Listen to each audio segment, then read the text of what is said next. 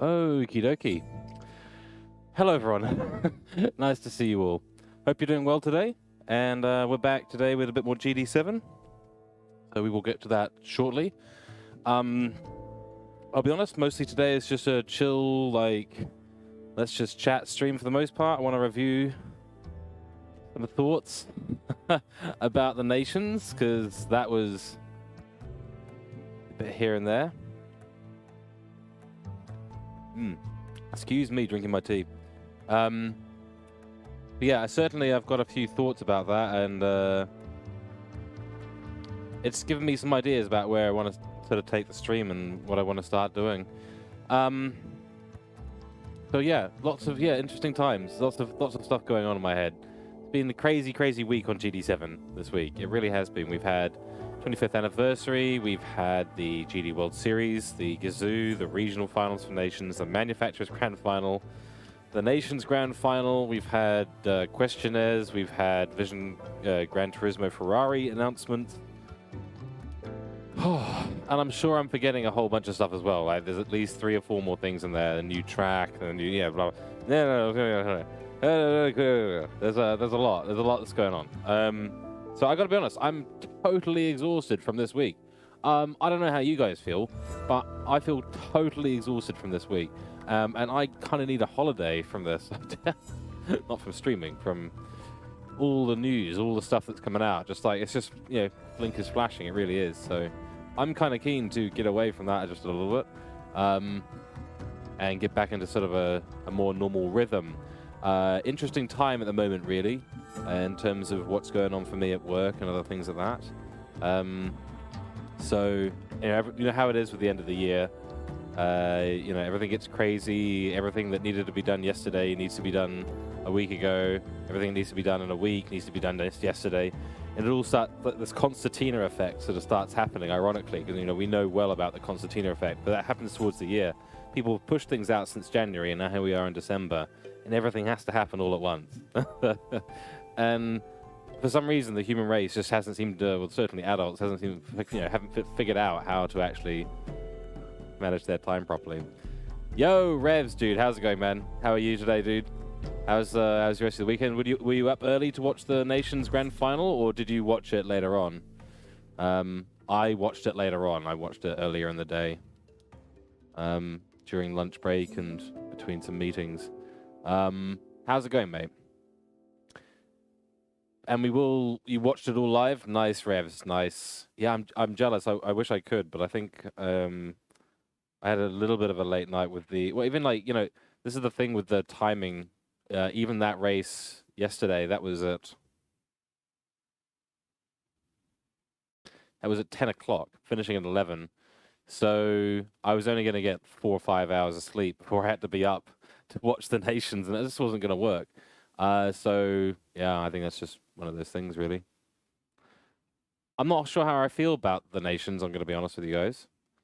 The grand final. Not sure quite how I feel about it yet, I'll be honest. Yo, Speedy Man, been a while, dude. How are you, man? Good to see you. What's been going on? Let me jump over to the chatting scene. That way it's just normal without any craziness going on in the background. Good to see you, man. What's been going on? Red Bull car is a handful. Yeah, so I'm not looking forward to trying it tonight. That's basically the only thing we're doing tonight on stream. Because I think there's a slot at 9 o'clock. It's coming up to 8 o'clock. Got another hour and a quarter-ish until the race, and it's a very long race. My goodness. I mean, yeah. I mean, let me just bring up the GD7 screen now. Very long race. Yeah, I'm doing all right, man. I'm doing all right, thanks, Speedy Man. We had a very busy week, so I'm pretty exhausted just with all the sheer volume of GD7 content. It's their 25th anniversary.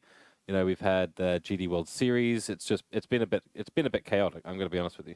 It's been a bit chaotic, and I have to admit, it's starting to wear on me a little bit.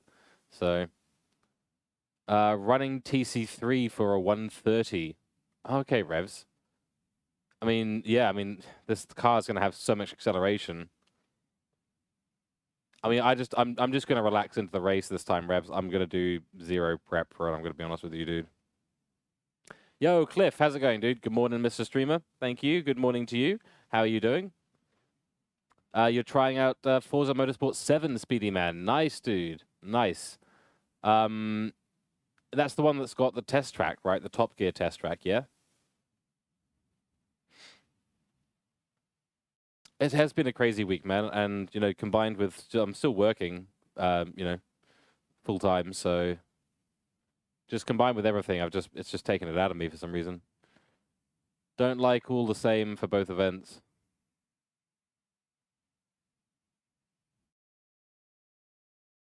Oh, do you mean like the different rounds that are coming up? Like they're all going to be the same, right? Sorry, maybe I missed your point, Revs. I'm sorry. Yeah, you are Speedy Man? Nice, dude. Nice. Yeah, because if I go back here, so this should say round 2. Yeah, it does now. So round 2, and guess what? We're back at the same place. It's Spa, Group 3. It's wet again. So I'll be honest with you. I'm not going to do any more of these. I'm not even going to bother. I'm going to do the Nations tonight just to experience it, just so I can say, yeah, I know what that's like. But other than that, I'm not going to do the round 2s or the round 3s. Sorry, just don't feel like it. I think one of the main reasons is that all the DRSR is off for these, so you're never going to get any like half-decent driving. And to be honest, if the grand final is anything to go on, dirty driving's not the way to win a championship, folks. The way to win a year-long championship is to get your elbows out and hope that it's called a racing incident by the stewards. You doing okay, Cliff? You can't get back to sleep. That sucks, man. Yeah, be early there and you can't even. Yeah, I think that's sometimes the worst. Sometimes it's a really good thing in the morning when you wake up and it's early and you go, well, I can't go back to sleep, so screw it. And you just get on with the day. But there's times where you're just like, I have more time to sleep, but I'm forced awake now for whatever reason. Thank you, body. Hey, 30, how's it going, dude? Yeah, we can check if your time's still valid. Let's have a little look. I'm also going to sort out some music for us, folks.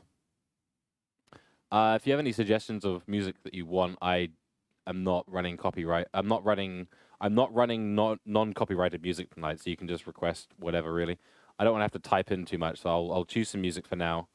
I could go for some Doors, actually. Yeah, hold on.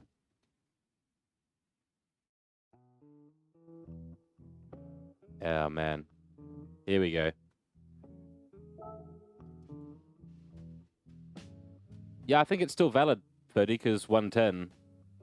So you're good, bro. You're good. I need to go and improve. So we'll do some of this today. Yo, Buongiorno. Oh, Buongiorno. Buongiorno. How's it going, Michelle? How are you? How's it going? Your tempo is, your speed is now 1 minute, 2 seconds and 5.599. Very nice. Yeah, that's pretty good. If I just check the rankings here. Yeah, it's pretty good. So that's where I need to get down to, a sort of 2.5 or something like that. And we'll do a little bit of that tonight. Tonight's a short stream, folks. I'm pretty tired as it is. So we're going to do some of online time trial, and then I'll jump into the Nations round 1. We'll just check out how that is. And then that'll probably be it for the stream. And I'll talk a little bit about what's kind of next, what's kind of going on with my thoughts on things. And we'll discuss some GT World Series stuff, because damn, if that's not controversial, then I don't know what is. Crikey. What happened at GT7 doing so awesome, then they popped the balloon. Yeah.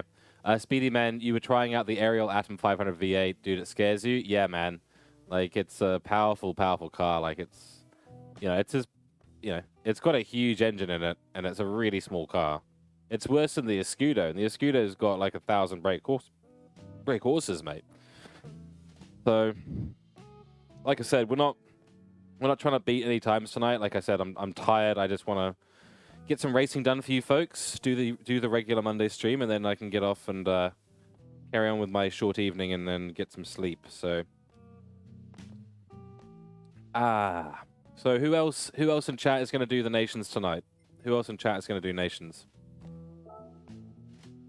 Yeah, it helps if I choose the right car. That just shows you guys I'm just not 100% here today.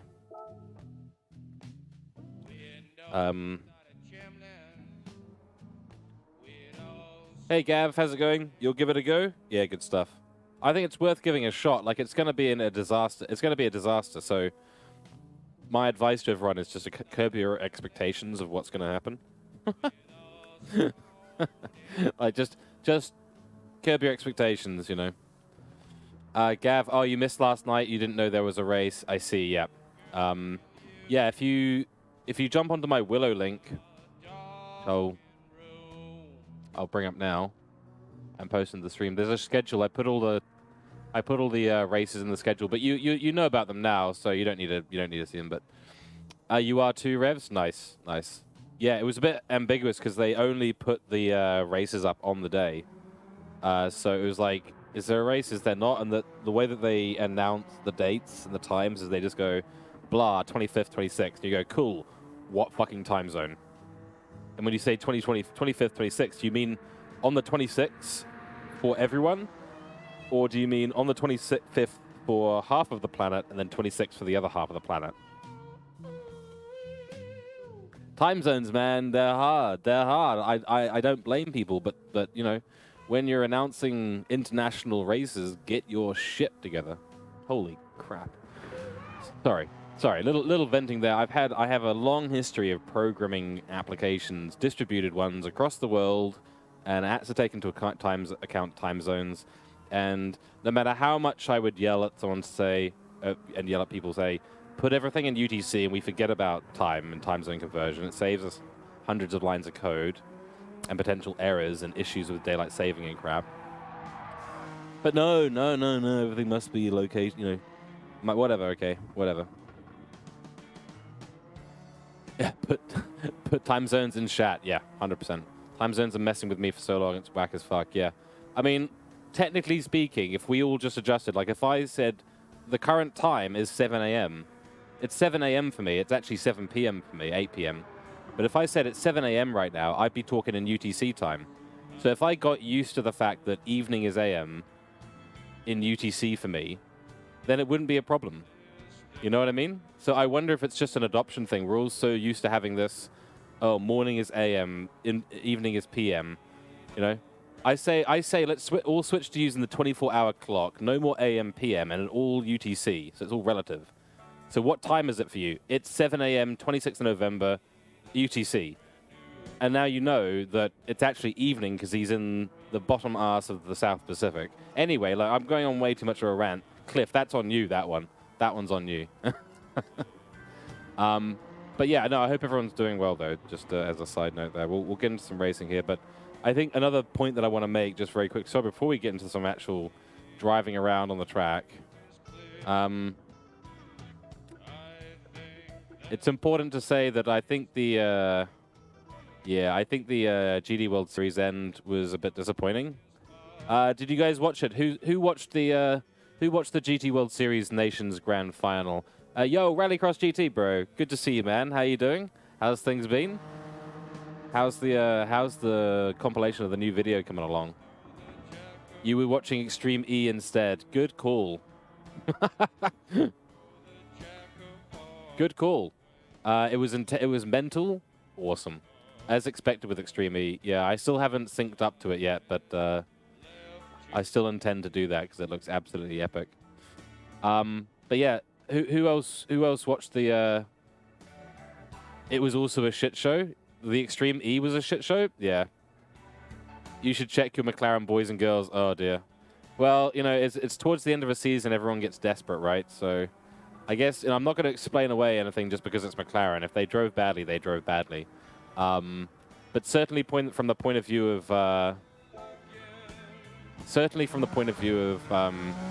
the driving standard in GT, I think last night was a little bit of a wake-up reminder to us all about how it is. Oh no, McLaren were amazing. They were amazing. Okay. Oh, Speedy Man, you got to go, dude. All right, man. Hey, cheers for tuning in, bro. I appreciate that, and I hope the work continues to go well, my friend, and maybe catch you on stream at some time soon. All right. But yes, we'll catch you on the flip side, brother. Have a good one, bro. Yesterday you did the live as you lowered your time. Nice. You watched the live show while you were lowering your time, Michelle. Very nice.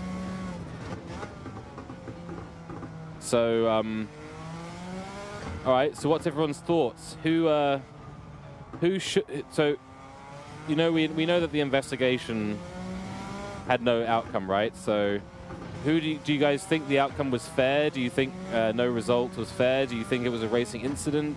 Do you think Coque Lopez should have won it? Do you think Inestrosa should have won it? Do you think Miyazono should have won it? What do you think of what happened, guys? I want to know. I want to know. I want to get the controversy going.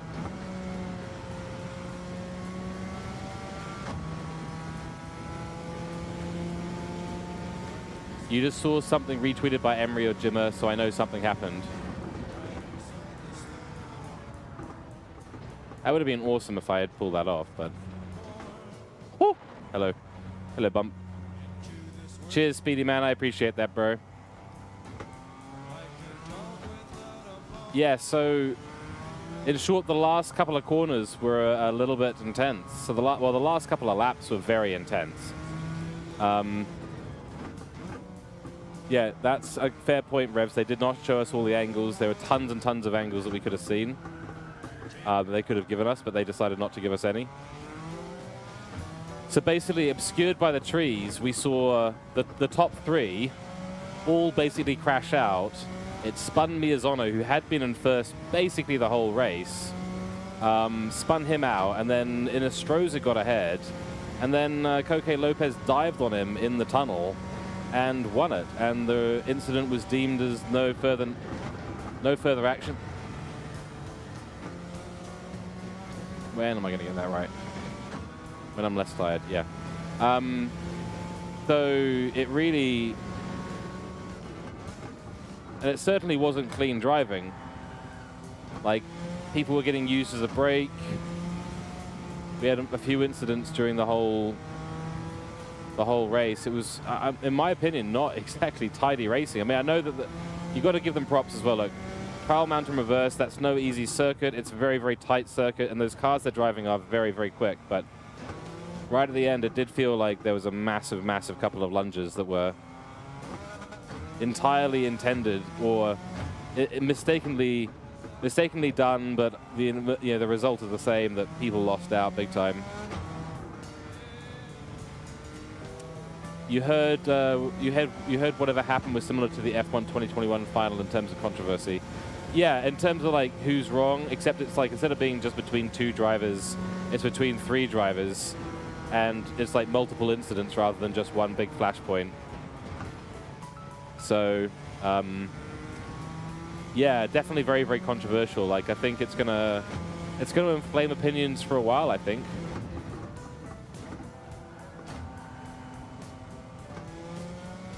Japanese guy got, yeah, that's bullshit. Corner there. Yeah, so Miyazono got absolutely yeeted, essentially, by the contact that was caused there. So it was very unfortunate for him, because he'd been leading the whole time. He had actually been overtaken already, so he wasn't leading the race at this point. Coque Lopez was. Coque went wide into a corner, and Miyazono got up the outside of him for the next corner. But because Coque Lopez had gone wide, he essentially just hit the barrier, which I think caused Miyazono to then hit Inestrosa, but that contact with Inestrosa caused Miyazono to go straight into a barrier. So... And then you've got Coque Lopez versus Inestrosa and that whole controversy as well. So very controversial, but it didn't feel satisfying. I'll be honest. I didn't feel like celebrating afterwards. Not because I've got nothing against Inestrosa, Coque Lopez, or Miyazono at all. Like, I don't have any knowledge of the history, whatever history, or any past events or anything like that, which I'm sure plays a part in some of the action potentially. So I don't know about the history, but from my point of view, I was just left disappointed with it.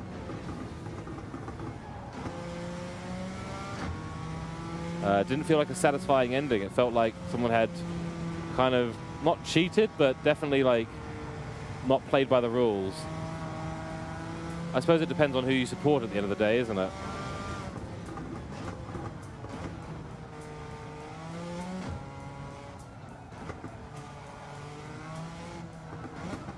Why do I always think I'm around the corner when I'm not? Always. stewarding teams making mistakes in judgment calls isn't a new thing in motor racing. Yeah, but and Cliff, not even like 2021. I mean, like, let's be honest, stewarding in motorsports is going to be always a problem, right? Like, let's just think about the history of motorsports, right? Back to the 1950s, early Formula One days, right? There'd be controversies going right back to then. You know, can you imagine how everyone else felt when McLaren were literally on the grid cheating? You know? And, you know, were people robbed of their rightful place? Yeah, sure, absolutely. I think what I think I've realized about this is that no matter how much we don't want these incidents to happen, they are kind of a core element of motorsports at the end of the day. It's a non-contact sport where, unfortunately, if contact does happen, it can be absolutely disastrous.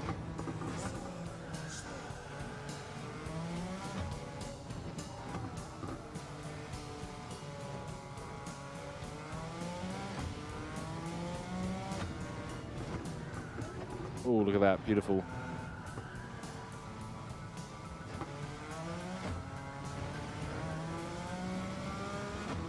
Your guy was not even in it. Yeah, Revs, Dumont, yeah. Was it Dumont that you had down as Nations Cup winner? Igor didn't get anywhere. He had a terrible qualifying, Igor. So he was my pick for Nations Cup champion, but unfortunately that was not to be. I would have been happy for Miyazono to win it, though love to see new champions, not double crowned champions. But, you know, at some point it's got to happen, right? Michelle, today at 1 p.m. I'm doing the live Assetto Corsa. A guy wants to see how it works. Cool, dude. All right. 1 p.m. today. What's that? That'll be about 1 a.m. or something. Well, I might be asleep by that point, Michelle, but I'll try and I can watch a replay of it later on.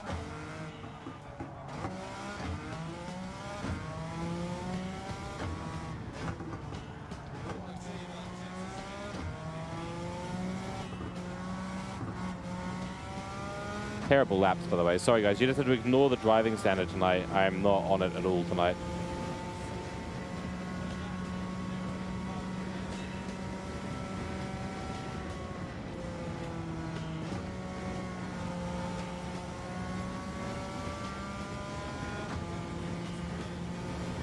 When there's lots of money on the line, teams usually try and gain the advantage any way they can, yeah.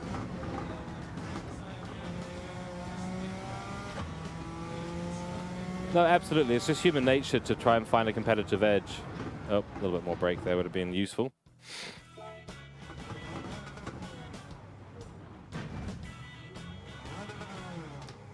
Lap time. Yeah, so I think, you know, at the end of the day, the human element can't be removed from it, and people will try and find an edge for whatever it is. And if the edge is, you know, I mean, Coque Lopez said it himself afterwards. He knew he had done, he knew he'd done badly there. So he was expecting to get penalties, and he was, you know, would have accepted the result if he did. But that, you know, that's the ends justify the means, you know.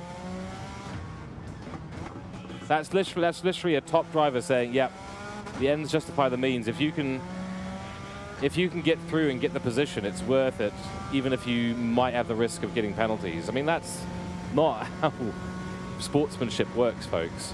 That's the opposite of sportsmanship. From at least how I understand sportsmanship. I mean, I don't know if I've been doing it wrong all these years, folks. You tell me. But I mean, in my book, sportsmanship isn't ends justify the means. But I can understand why. Like, I can.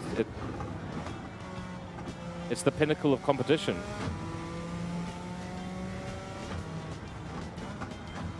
Winning at all costs sounds very Schumacher. Yeah, well, you wonder what really makes a world champion, right?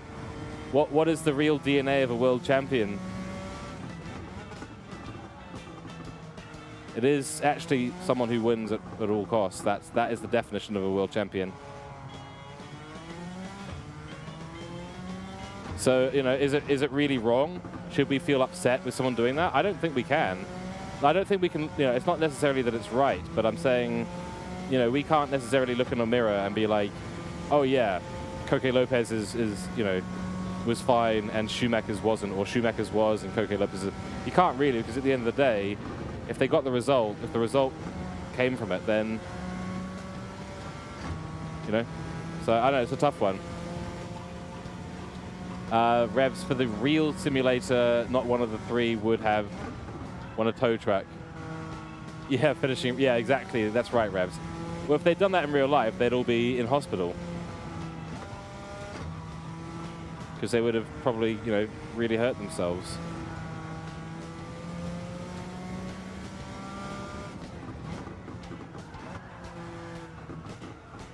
Ah.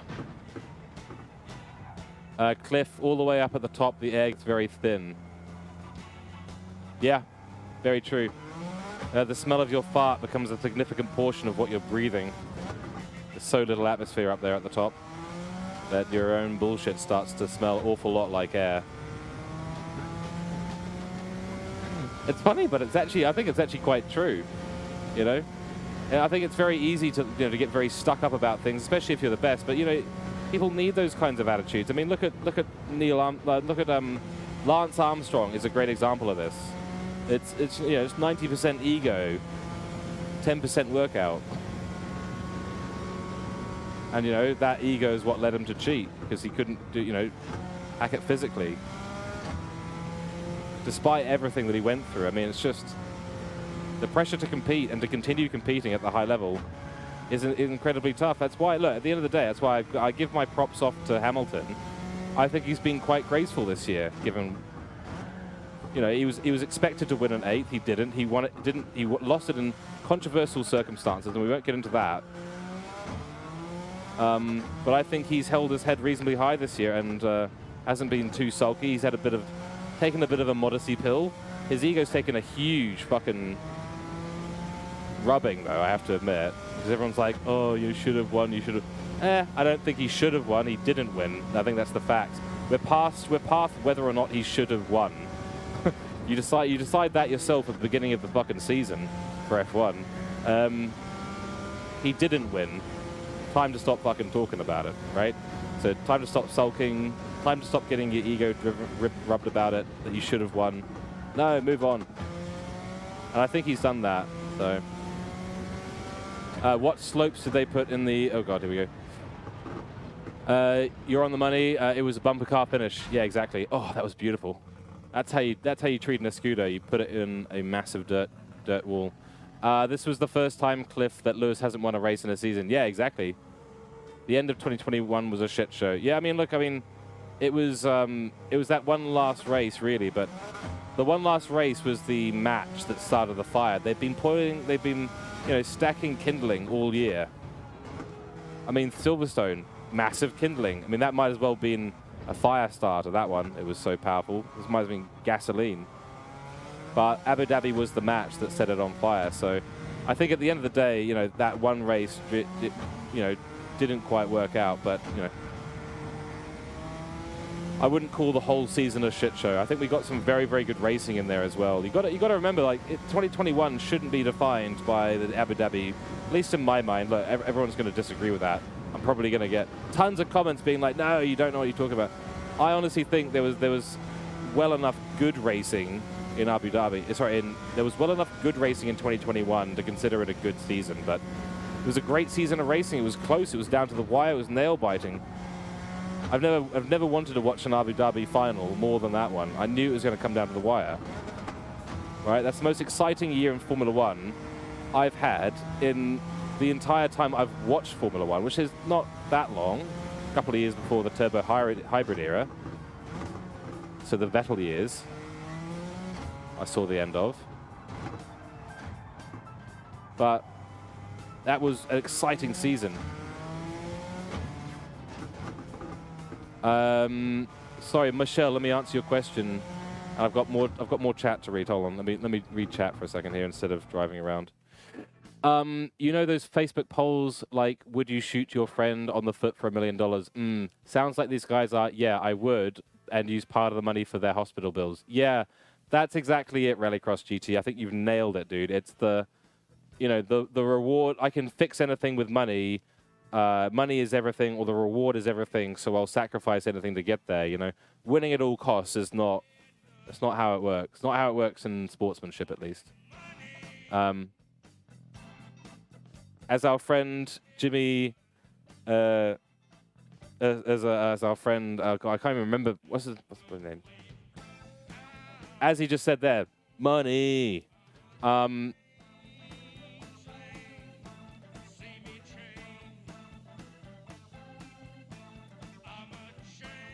I couldn't think of a more appropriate song for right now, guys. Changeling.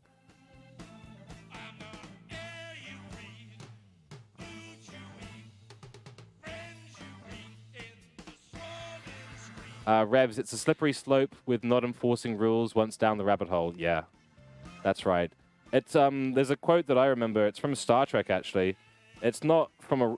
Ironically, it's a quote of a fictional person, quoted by the character in the TV show. But it's about censoring and freedoms and how it starts. Because the truth is that the first link that binds forms the chain.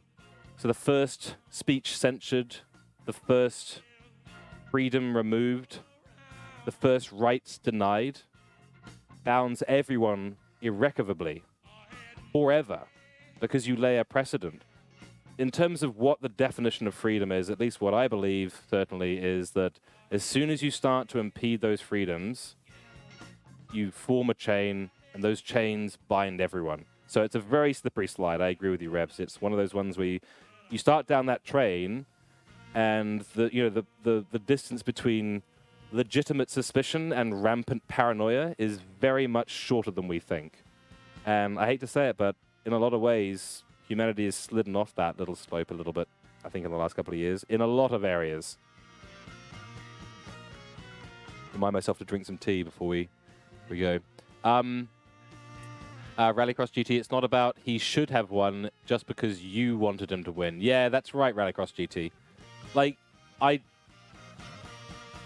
I'll be honest, I was a bit sick of watching Hamilton win, but I didn't take anything away. I don't take anything away from those 7 wins, 7 championships that he's got. At the end of the day, it's not about whether he deserved it or not. He won them.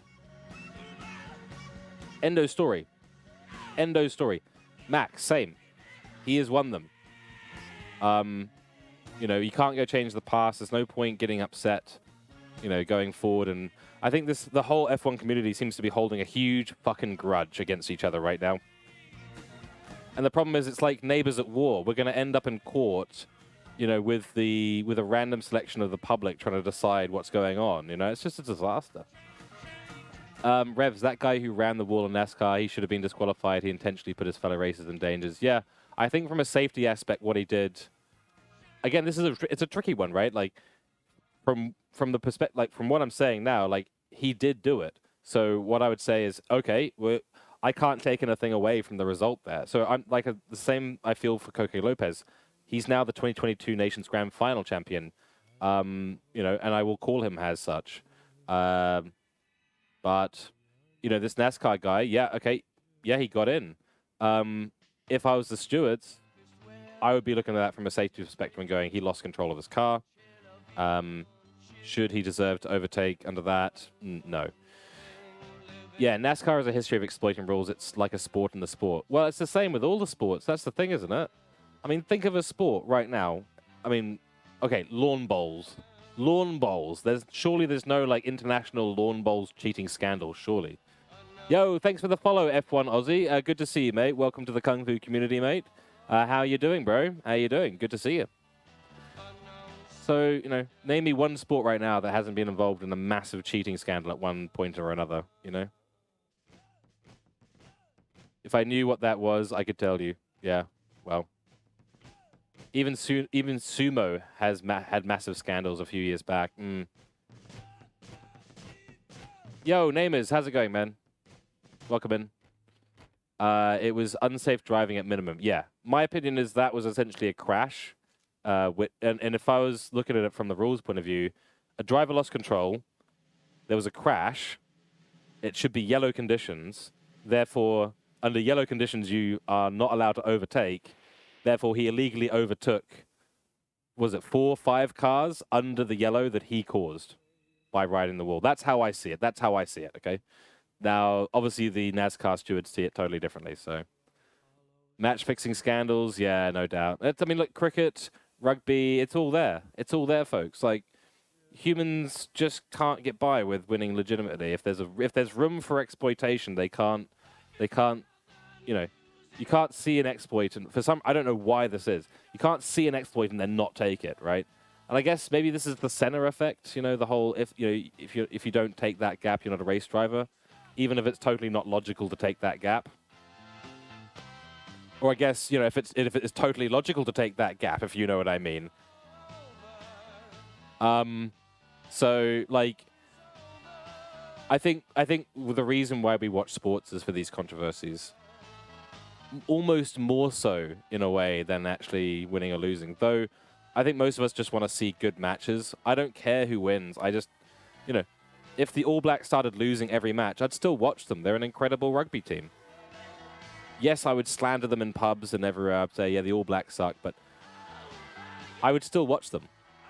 You know, I still watch Formula One even during its one of the most boring eras it's had, the turbo hybrid era. So any of us that got through that should have enough bloody resilience to at least have some fucking perspective. Sorry for the rent, folks. Sorry for the rent. You're gonna get on GD7 in a bit? Nice, dude. Nice. I'm just on to do the Nations Cup real quick. That's all I want to do. And I'll be honest with you all. I wasn't exactly feeling like doing it. I'll tell you what I'm going to do. I actually just don't feel like doing any more driving with that Escudo right now. So I'm not going to.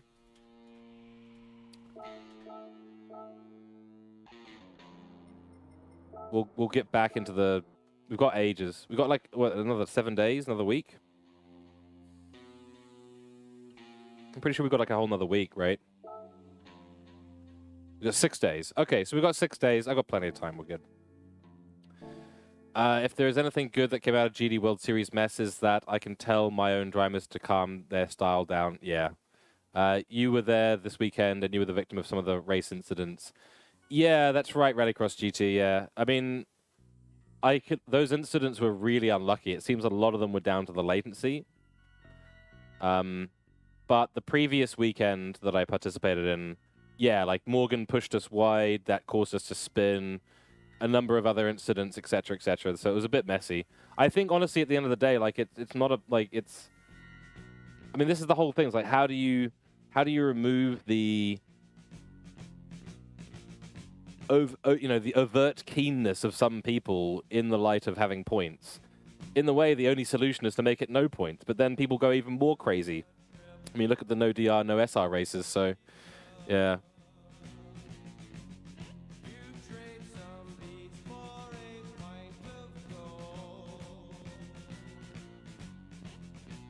Nice name is 0.2 is very good. Yeah, yeah, that's right. I didn't see any of it from Morgan's perspective, and I think again it was probably a little bit of lag because, I mean, it looked like he just drove straight into me and just drove me off the track. That's what it looked like from my perspective. But now having gone through that with Pickle, and us sharing both of our perspectives of the recording, yeah, it's very very clear that I mean, from his, it's like I was Morgan for Pickle. And I was Pickle. It's the same situation. So, no, on that one, like I'm still noting it as like because I haven't seen Morgan's perspective on that, so I don't know. But obviously, I'm still a little bit salty about it. But I'm totally over it. It's not a problem. But yeah, you have to have people who can. I think the sharing of the recordings was really helpful because I certainly didn't want to ruin anyone's race. And actually, in the next 3 races, Rallycross GT, I actually. Whenever I was behind Rallycross GT, whenever I was behind Pickle, I actually intentionally backed off the car because I didn't know if there was going to be some other incident that was out of my control. Because that other one was out of my control. I was miles away from him on my screen. So on your screen, it was also contact back at Miyabi. Yeah. So this is the whole thing. The latency just screws it up, right? So. I could completely bin the tournament and just do fun events. Yeah, but Rallycross GT, I have to admit, dude, your tournaments are really, really well run.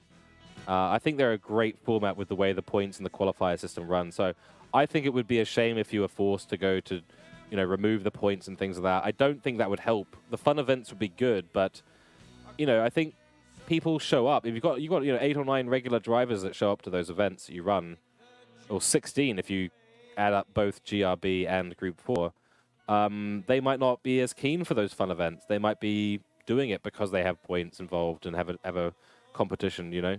Certainly from my side of things, that's why I run the endurance series on the weekend, because we've got people that would not play GT7 at all. So, you know, some people would just be like, I don't want to play GT7 because I don't want to do daily races, I don't want to do XYZ, so I watch a streamer to participate in their events because they're satisfying that missing ingredient that GT7's not providing. Yeah, Daily A is a good example. It is, yeah, it's a horrible amount of bumping going on there. Yeah, exactly, Rallycross GT. It's very tough. Yeah, I'd love you to join one Rallycross GT. That'd be awesome. What time are they? So they're 9 AM New Zealand time. So your stream starts at 1 o'clock New Zealand time for me. So about 4 hours before your stream. I don't know what time that is over there for you. That's 5 AM. Dude, that's brutal. Yeah, so I have been considering switching up the time a little bit.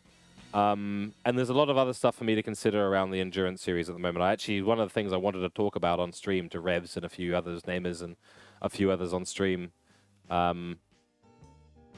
Yeah, no, 2 AM won't work for most people. And there are other Kiwis as well, actually, who've got jobs in the morning on Saturday and Sunday. So I have to admit, I am considering moving it to the evening, like an early evening kind of thing. But I don't know. It's a tough one. It's a really tough one. I don't know. Yeah, time zones suck, man. Time zones suck.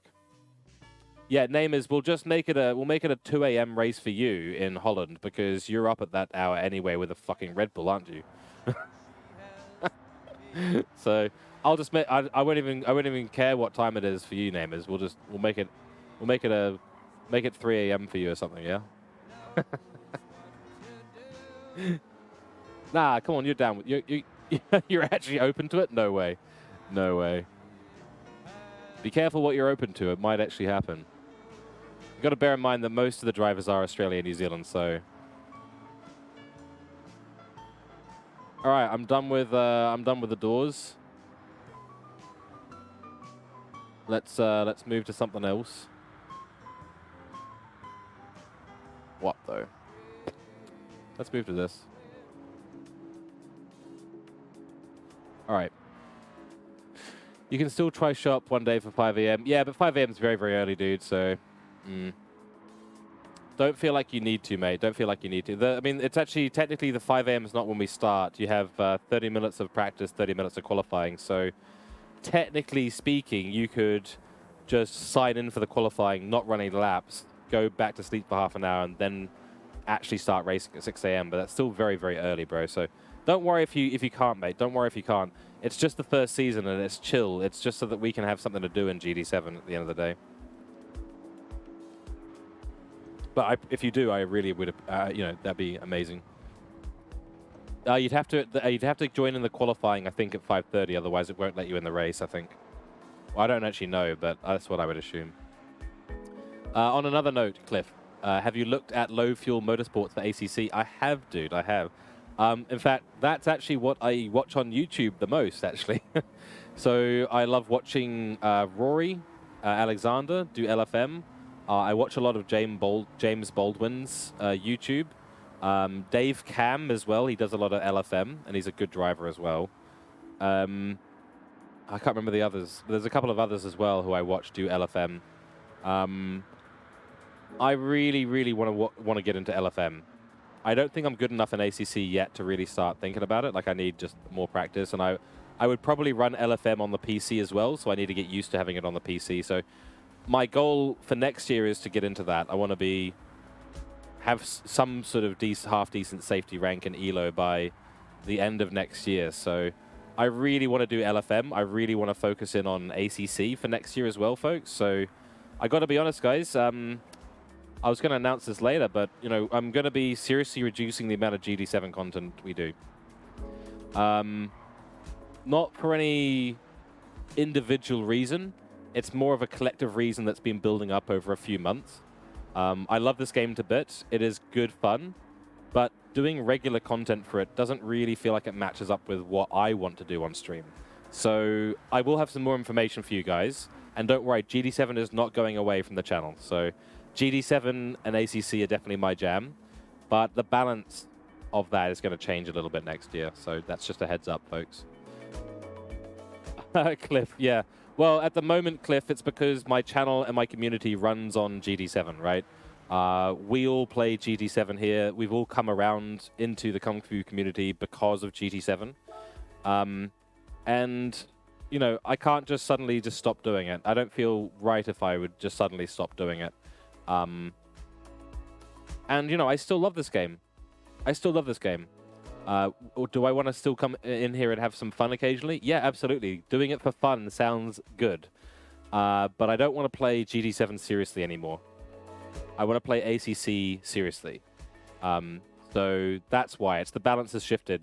You know, at the beginning of the stream, when I started streaming 10 months ago, it was very much I want to take GT7 very seriously. And I still love the game, but I don't want to take it as seriously as I did 6 months ago or even 3 months ago. Not anymore. It's just not my jam. I want something a bit more simulatory, a bit more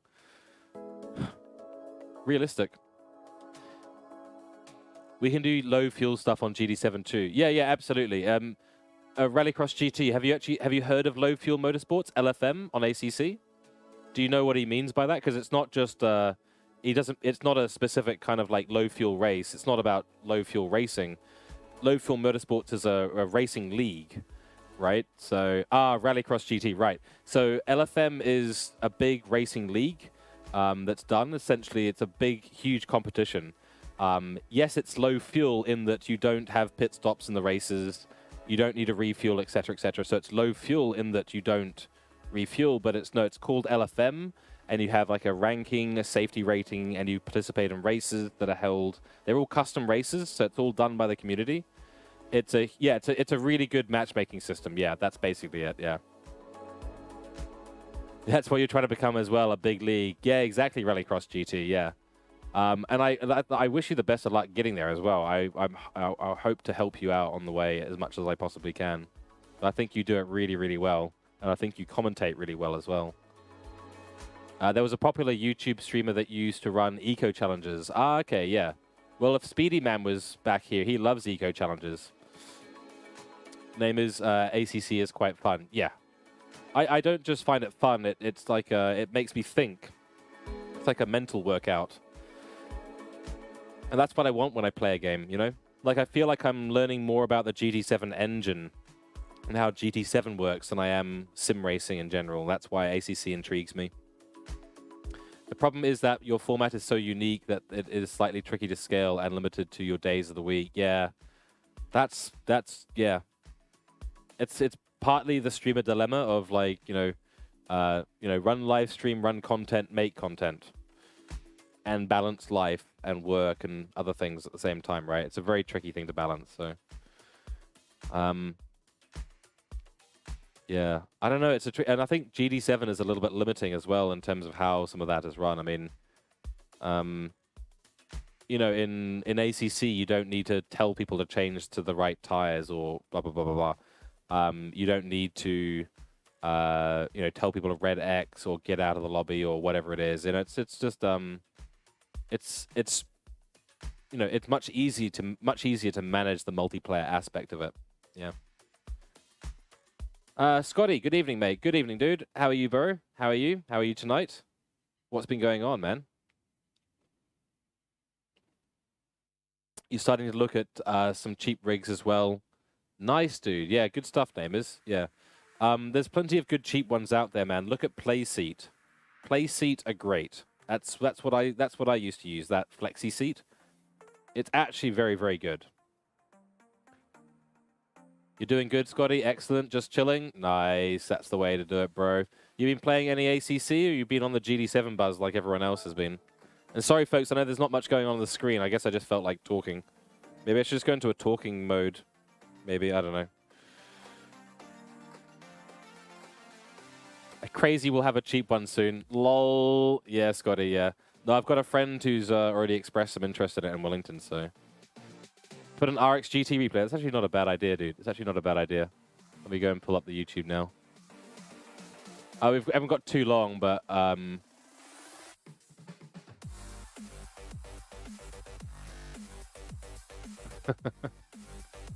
right, let me how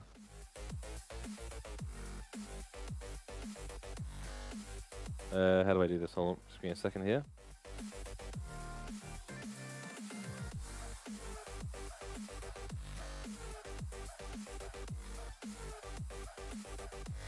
Right. Can you guys oh wait, I can't see chat. That's a bit of a problem. Can you guys see that that screen there? Oh, it's up, but it's unlisted. You got the one from 5 days ago here, but that's you don't have to list it for us now. Okay, yeah. No, send the link, Rallycross GT. Send the link in Discord, bro. Send the link in Discord, bro. I'll hold your beer. Just send me it in Discord. Yeah, good idea. Emailing Playseat. They're good. They'll support people. I think. I hope. I think getting a sponsor is a good idea. Rallycross GT. Yeah. Name is 404 for €300. You can get a starting setup and then also a PC. Nice. €300 for a PC. That seems way too cheap, bro. For a starting setup and a PC for €300, that seems really cheap. But I think it's possible. It's possible. Scotty, the dailies are as follows, folks. You've got the this one here, the Monza one. This is the recreation of the qualifiers for the regionals. So this is changed now. Not the PC, just the setup. Okay, yeah, no. Yeah, €300 for the setup. That's about right, yeah. That's literally entry-level, yeah, setup, so that's good, yeah.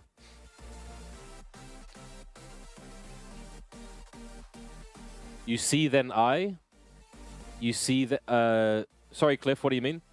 Oh, yeah, right, yeah. Sorry, no, Cliff, sorry, you're following the conversation there as well. Yeah, that's not, yeah.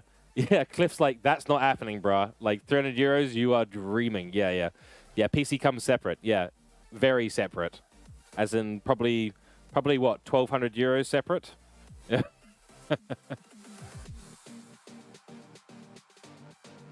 Oh, brilliant. Thank you, dude. Yeah, I wanted everyone to watch this at some point, so thank you for linking this. Let me just click over on here. Then I can click on this. I go, yep.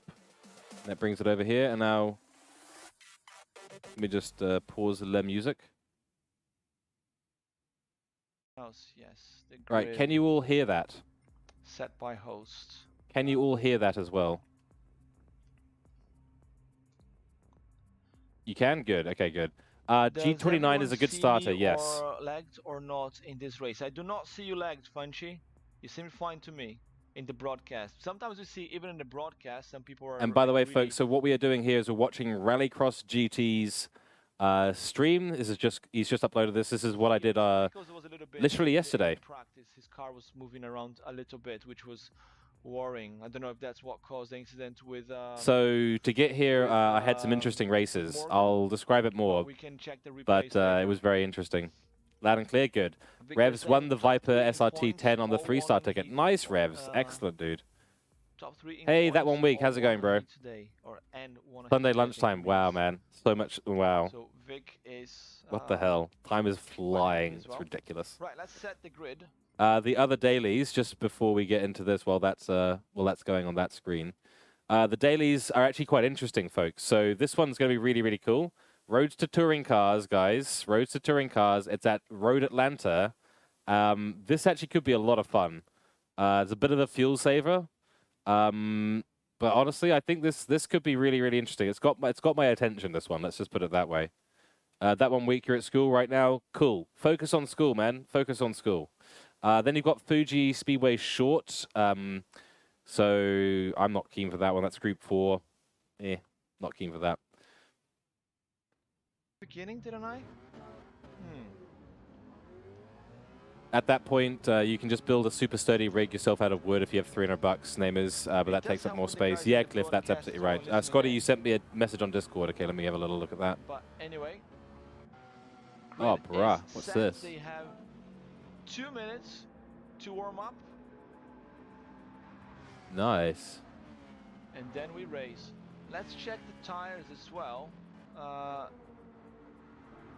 It's a little bug there. Interesting. Okay, Scotty. Yeah, so that's for a bit of a grind build, eh?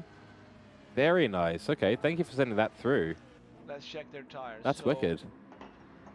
Yeah, so Rallycross GT, you're right. I had to survive 3 qualifying heats to finish in the top 6. Yeah. So, folks, what we're watching here is the final round of Rallycross GT's Group 4 competition. They do 3 previous rounds. They're all like, you do a qualifying and then a 16-lap race. Qualifying, 16-lap race. Qualifying, 16-lap race. And you got to use a different number of tires. You've got 2 softs, 1 hard, 1 medium. You got to use those at different points. I took a risk on the 3rd qualifying section. I took a risk and went mediums because I knew that if I did get in the top 6, I really, really wanted to be on the softs to go hard. Sucks that we don't have the car tire information in the lobby like we had in GT Sport. Yeah, agreed. Hopefully one day, Rallycross GT. Hopefully one day. So there was a bit of practice that we were able to go and do, and we're just getting ready for the starting grid. Let me just skip forward a little bit because. And I was in the McLaren.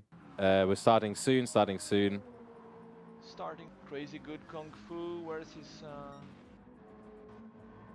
So we'll jump into the. Maybe he can fight for a P3 here. Who knows? Daily C does look very good. So if you guys are interested in the dailies this week, Daily C looks good. Daily B, Daily A is now the qualifier for Central America, I think it is. Yeah, Rallycross GT. I've watched this back a couple of times now. That's a great quote. Can Kung Fu fight for P3? Who knows? And then in the race, bro, in the race, Rallycross GT, when I'm up in P3, you're actually like, can he actually fight for P3 this time? It's time to race. Oh dear, it was great. It was a really good race. I felt very, very lucky to get 3rd place ahead of Pickle, but he was on the hards, though. Pickle made the choice that I didn't want to make, which was to use the 2 softs to get through to the round 6. But yo, Captain Bonus, how's it going, man? You went to do Manu the other day last minute, picked up your gift cart, and it didn't have bloody wet tires. What a waste. Oh, Captain Bonus. Yeah, that's brutal, my bro. That is brutal. I feel for you, man. Yeah, even the race shop. Ugh. So much filler sometimes in commentary. Your filler is great, though, Rallycross GT. Your filler is great. You've got to keep coming up with it and going and going. So, yeah, honestly, that's why I think you're really good at it. I'm just watching it on that screen as well. So I gotta start here, decent start. A little bit quicker, but can he get past Robe now since he's ahead? A very good start of race. Captain Bonus, did you do the 2nd round? P3. Crazy good kung fu. Gets the jump there, up to P4. Up to P4. Oh, Robe wanted to go Joker and found someone on the way, and Morgan Dave ends up spinning. So I decided to Joker first. You have to have there's a mandatory pit stop. You don't need to change tires or refuel or anything, but you have to take it. And I was like, you know what? I don't want to be involved in the fighting. I want to go for an undercut. And I was like, right, I'm going to dive into the pits lap 1, get this thing done, get out of the bad air, and hopefully jump one of these guys who are ahead of us, the top 3. And that's more or less what happened. There are no replays, unfortunately. Oh, I think that was yeah, absolutely, Rallycross GT. Well, the camera again. For a couple of reasons, right? First of all, it was Pickle in front of me, and we hadn't resolved that thing yet. So I thought, I'm just not going to go there.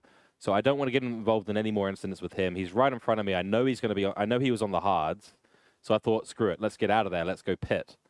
Everyone ends up pitting behind us on the 2nd lap, but that 1 lap I got out in clean air gave me enough time to leapfrog into 3rd. Captain Bonus, you got home 2 minutes before the last race of the day started. Ah, dude, so that was literally the last race you could do as well. Brutal.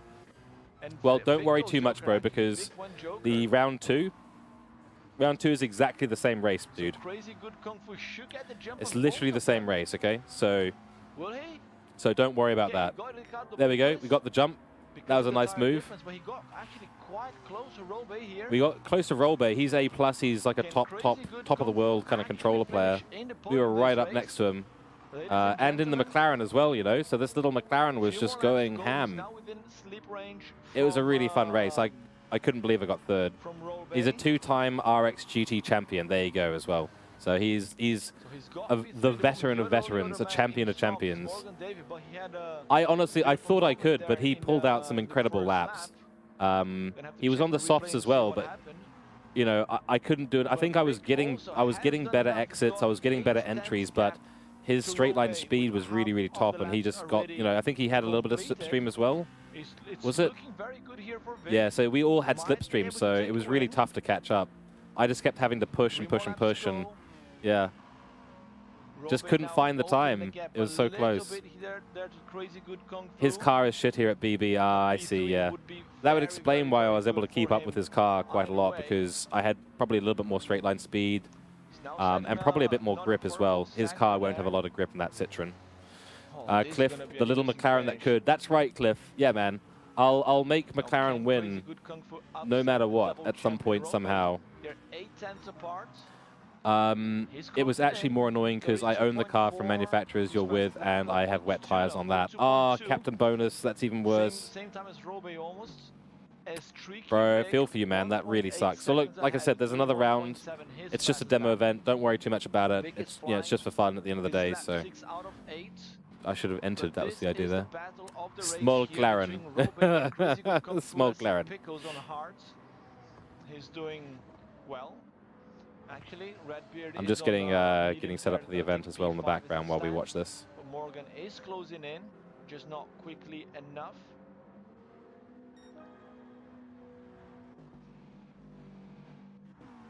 And here's a battle. Now, Crazy Good Kung Fu is within... Yeah, agreed. I think Rallycross GT's race that we're watching now, it's more fun, definitely, than the manufacturer series. And so is my endurance series. So if you want to join the endurance series, they basically happen back-to-back. My endurance series happens, then Rallycross GT's Group B, and then Group 4 series kicks off as well. So plenty of content between me and him to get involved in Captain. Don't put it all on Polyphony. They don't get it right enough to deserve your confidence in them. Yeah, we got 0.2 away. That was the closest we got. I think it was after he rode the wall a little bit, but then, like I said, he's such a good driver that he just kept it consistent enough that I couldn't keep it. I couldn't beat his consistency. I couldn't beat his consistency on the day. So yeah, you gave it a go and aquaplaned off the start, and the moment went to green. Had a good chuckle before exiting. Yeah, Captain. So I actually had something similar happen. I went from, I kid you not, 9th place in the Manufacturers Cup one to 1st place on the wet in 3 laps, and I was leading by about 8 seconds. I switched to the hards early because I knew that they would have even more pace, and I was like, I got a little bit greedy on that, and I was being chased down, so the gap was down to about 4 seconds because the intermediates were back in play. So I thought, screw it, let's get off the wets, go to hards, and we should be good. And as I was coming out of the pit onto the hards for the first time, I was scrambling to get my TCS setting turned back on. And unfortunately, I managed to blip the throttle before I turned TC back on, and it just picked up the wet and spun instantly, and that was it. That was my race over. It was horrible. The pit lane is very, very wet after the rain, but I knew that I would be fine on it because if I had TCS 3 or 2 or 1 even, it would have blipped the throttle down and not spun me, at least nearly as much. So, and then I would have been back on the dry line, and then it would have been fine. But for that 5-meter danger zone of where the pits are dodgy, I didn't have the TCS on, and I hit the throttle, and I just went around and around. It's unlucky. It happens. Shit happens. Happens at the end of the day. So let me switch back to this one over here. You guys can see what we're waiting for. I've done exactly 0 practice, folks. So yeah, it was a big spinale. It was a spignotto. Speaking of which, there's rumors about Binotto and his potential moving on from Ferrari in the Formula One paddock. Now that's quite big news. Because, you know, if you fire the lead clown, does that get rid of the rest of the clowns? I don't think it does. It's still a clown college, even without its leader. Not him moving on, but being moved on. Well, yes, I guess that's the technicality in it. Yes, being essentially moved on by the team, saying, you're done. I mean, I think we would have been surprised if he did do another season. I mean, come on, we would have been surprised. So, you know, I'm just Ferrari need to get their shit together. The fact that the Leclerc was essentially dictating team and race strategy to the pit wall because they were so useless at it just goes to show they made their driver, who should who wanted to be focusing on points and winning races, was in fact having to worry about his strategy the whole time because he didn't trust his team to do it, and rightly so. Crikey, that'd be horrible. Zero practice as well, but you're in GT3 league, so no one else has either. Yeah, Captain Bonus, you'll be fine. This is the first time I'm in GT1 league, so this is going to be interesting. They'll be good drivers, so... Didn't they get a new crew lead? I forgot what they're called in F1. Crew lead. I mean, that's not team principal, but I think I know what you mean. Director? Yeah, something like that. I'm not sure, 30, actually. I'm not 100% sure. All I know is that Bonotto is in the news, and it's about his job. I mean, no other position in Ferrari is quite as public as that, right? So, and actually, speaking of Ferrari, what do you guys think of the new Vision Ferrari GT car? I got to be honest, it looks bloody awesome, if you ask me. I think it's one of the better looking the Vision GT cars out there. Obviously, they were throwing praise at it. They were throwing praise at it in the event. And there's elements of it that I didn't like. You know, there's some pretty ugly stuff going on with some of the bodywork, where it kind of looks like it's from a spaceship from the 90s. But there are other elements of it that I was like, that is nice. That is nice. And I have to admit, overall, it's kind of okay. Rallycross GT, ugly. Yeah, I mean, each to their own, right? But you know, if you think most VGTs are meh, then yeah, that's probably like the Ferrari fits right into that category. So generally meh. There are some Vision GTs that I think are absolutely beautiful, but it's just a personal taste thing. So I think the Ferrari's pretty up there in terms of its looks. So,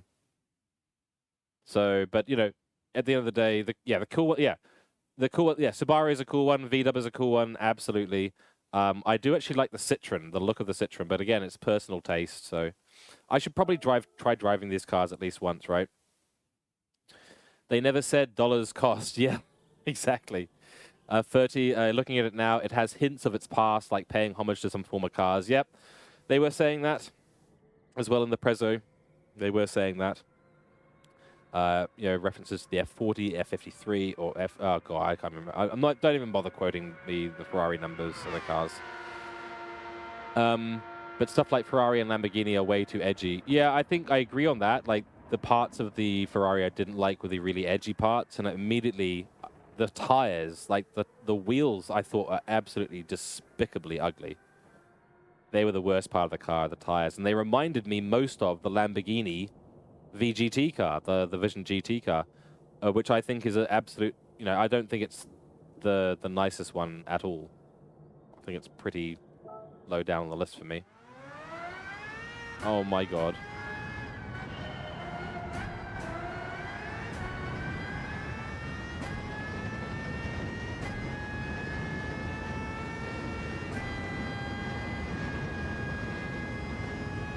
Here we go. Here's one round you would skip 100%. Yeah, fair enough.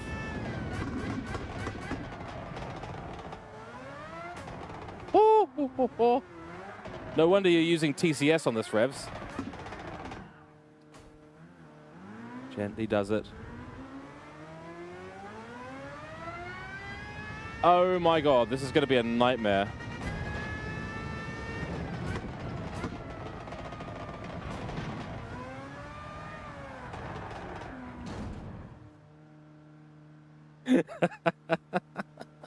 This is going to be the most stupid thing ever. I think, yeah, I can definitely downshift quicker. Yeah, definitely. This is human issues right now, folks. Mate, it wants like third and up is kind of where it's at.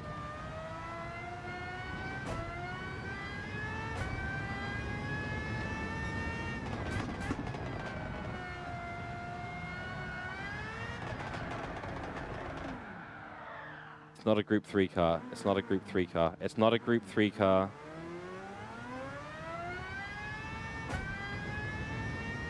Oh my goodness. 30 laps with this thing? Yeah, because, you know, we're not going to spin more than 0 times. Don't have to worry about it, you know?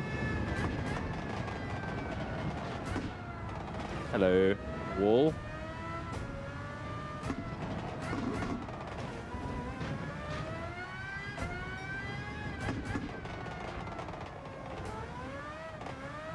Yeah, you got to be going at least 200 for the aero to kick in. Yeah, exactly.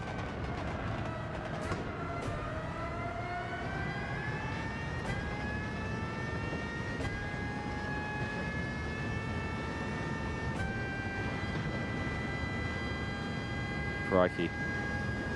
Took you 7 tries to get past corner 3 without binning it. Yeah. A little more appreciative of the GT World fine-ups, mess-ups. Yeah, yeah, yeah. Like...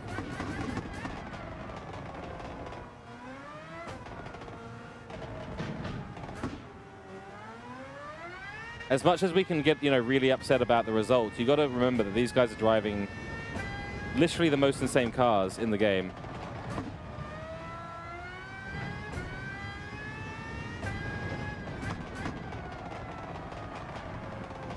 Does not want to turn that corner at all.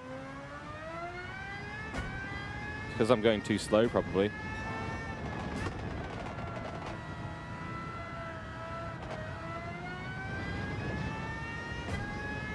Yeah, progressive on the throttle and hope for the best. That's basically the key. Because, I mean, like, you know, unless you've done a lot of practice, you ain't going to be driving these things super, super well. So you just got to be careful on the throttle. A bit progressive with it.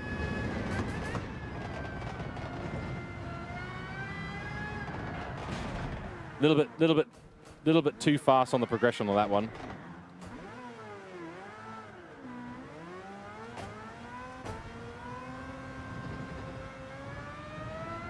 Honestly, it's not a bad idea, dude. What you should do. I have to admit, I was thinking about this as well. Because starting on the hards, you're gonna be slower than the rest of these guys. You're gonna avoid a lot of the chaos.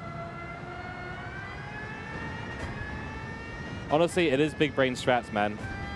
That's essentially what I was planning to do.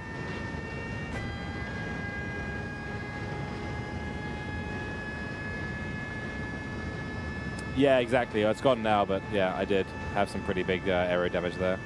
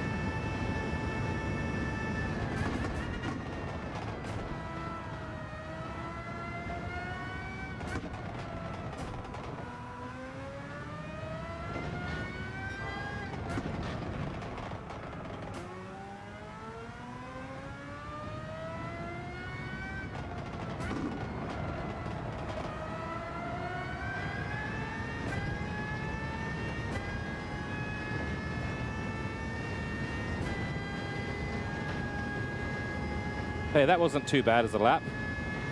Yeah, good luck to you as well, Revs. Good luck, and good luck to everyone who's doing it. 130. Wow, okay. That ain't bad. That ain't bad. What car is this again? It's the Red Bull X 2019 competition. So it's like the most insane car in the game. You can see it just down there. Oh, Revs, I was just 0.3 away from you there. Nice. Where does that put us globally, just quickly? How many people have bothered? Hey, we're top 500. Woohoo! And only 4 seconds off the top times in the world, you know. Fuck it, save the best lap replay. Yeah, TC was on 3. Nice, yeah. Only 4 seconds. Yeah. You can see tons of... oh, there's so much improvement there. It's ridiculous. Have I ever driven the Dodge GTV? No, I don't think I have. No. Oh, Revs, we're in the same. Oh, Tech. Hey, look, it's a party. It's a kung fu party, guys. It's a kung fu community party. We've got Revs, we've got Gav Techies, we've got myself. Here's that guy that took us out last time. TCR Sharky, he should be A+, but he keeps obviously losing out. White Line, OGR Toolshed, we recognize him from last time. Hey, that's awesome. Take out the streamer? Oh, gosh. Yeah, okay. Honestly, fair play if you want to. Fair play. Cheers, Cliff. I appreciate it, man. Thank you, dude. Yeah, it's play Dodgems with the...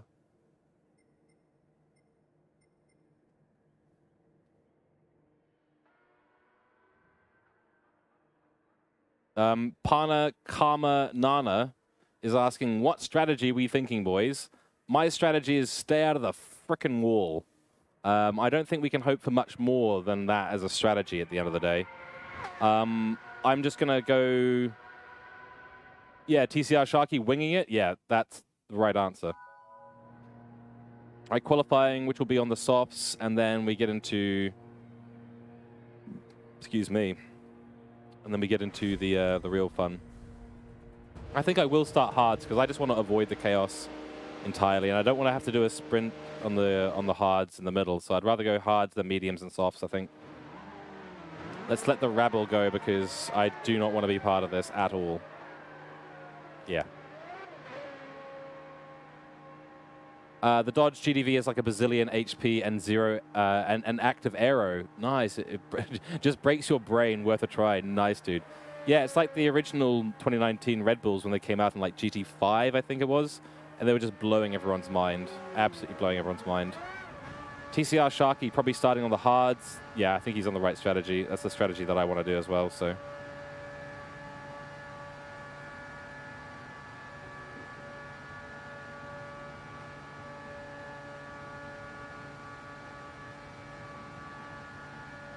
The Dodge is faster? Oh, dude. What do I think of the new qualifying rules for F1? Oh, 30. They've decided on new qualifying rules?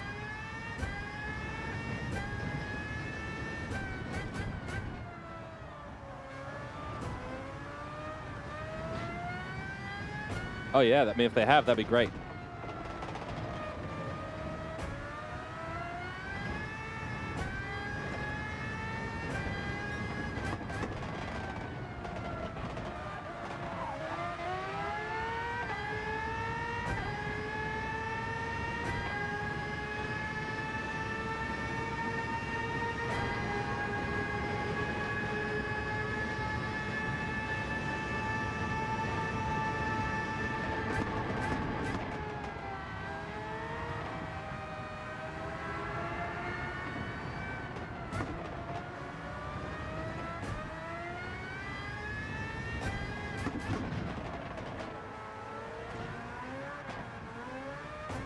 Should I give this guy a bit of space because I don't want to be anywhere near him because he's very slow.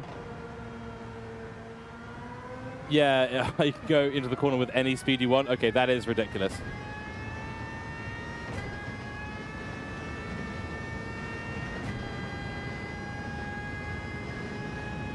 That sounds amazing, Cliff.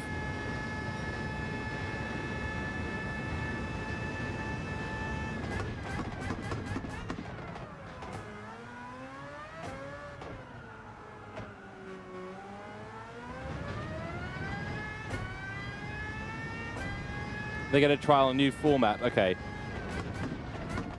So not confirmed yet that it's changing, but they are trialing a new format.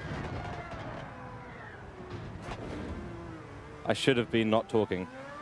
All right, guys, I'm going to shut up. I'm sorry. I'm not going to read chat just for the next couple of laps. Let's see if we can get a half-decent qualifying lap in. On the plus side, that's given me plenty of space for the people in front of me, so...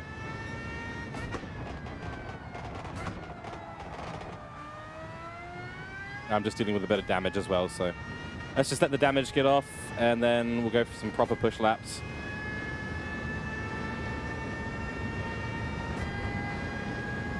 There we go. Damage is gone. That's better.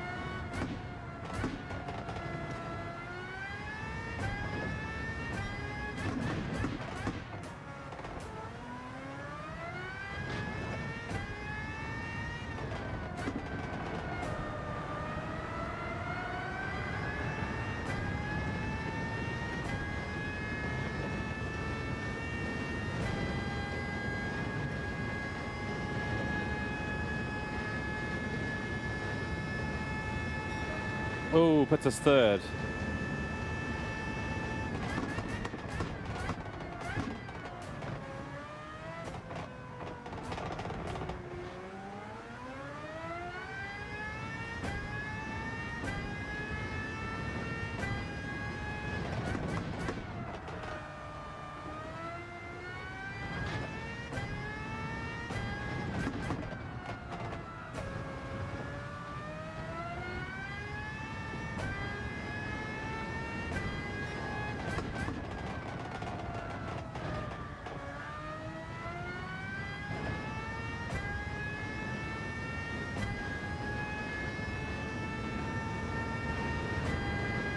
Actually, I really don't want to be starting at the top. I just realized that, but you know, whatever.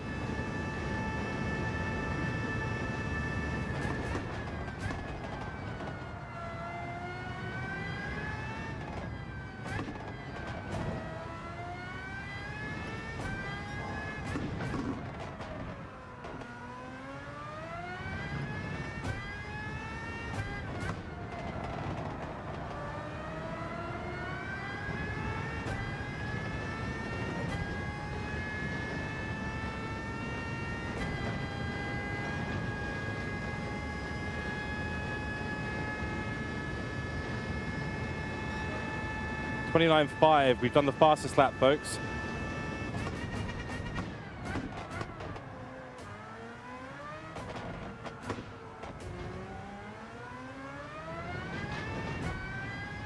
P1, thank you very much. Yeah, no, that was a great lap.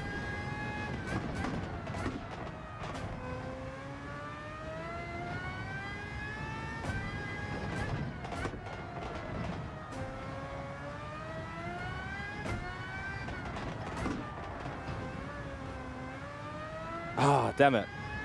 Just a little bit too much throttle there on that little bit of a hump there on the hill. And if you get too much throttle, that's it. Ooh. Crash T1, more time to chat. Yeah, that's right, Cliff, exactly. Look, as long as I get pole position, that'll at least be the 1 star that I need to feel good about this race. There we go.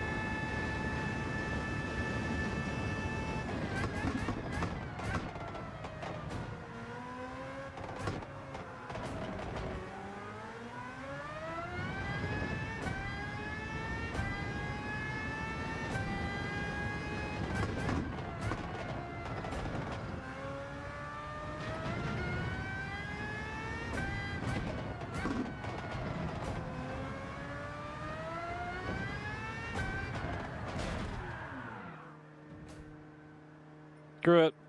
That'll do. That was a good T1. It was a very good T1. Agreed. Yep, and then I binned it out of there.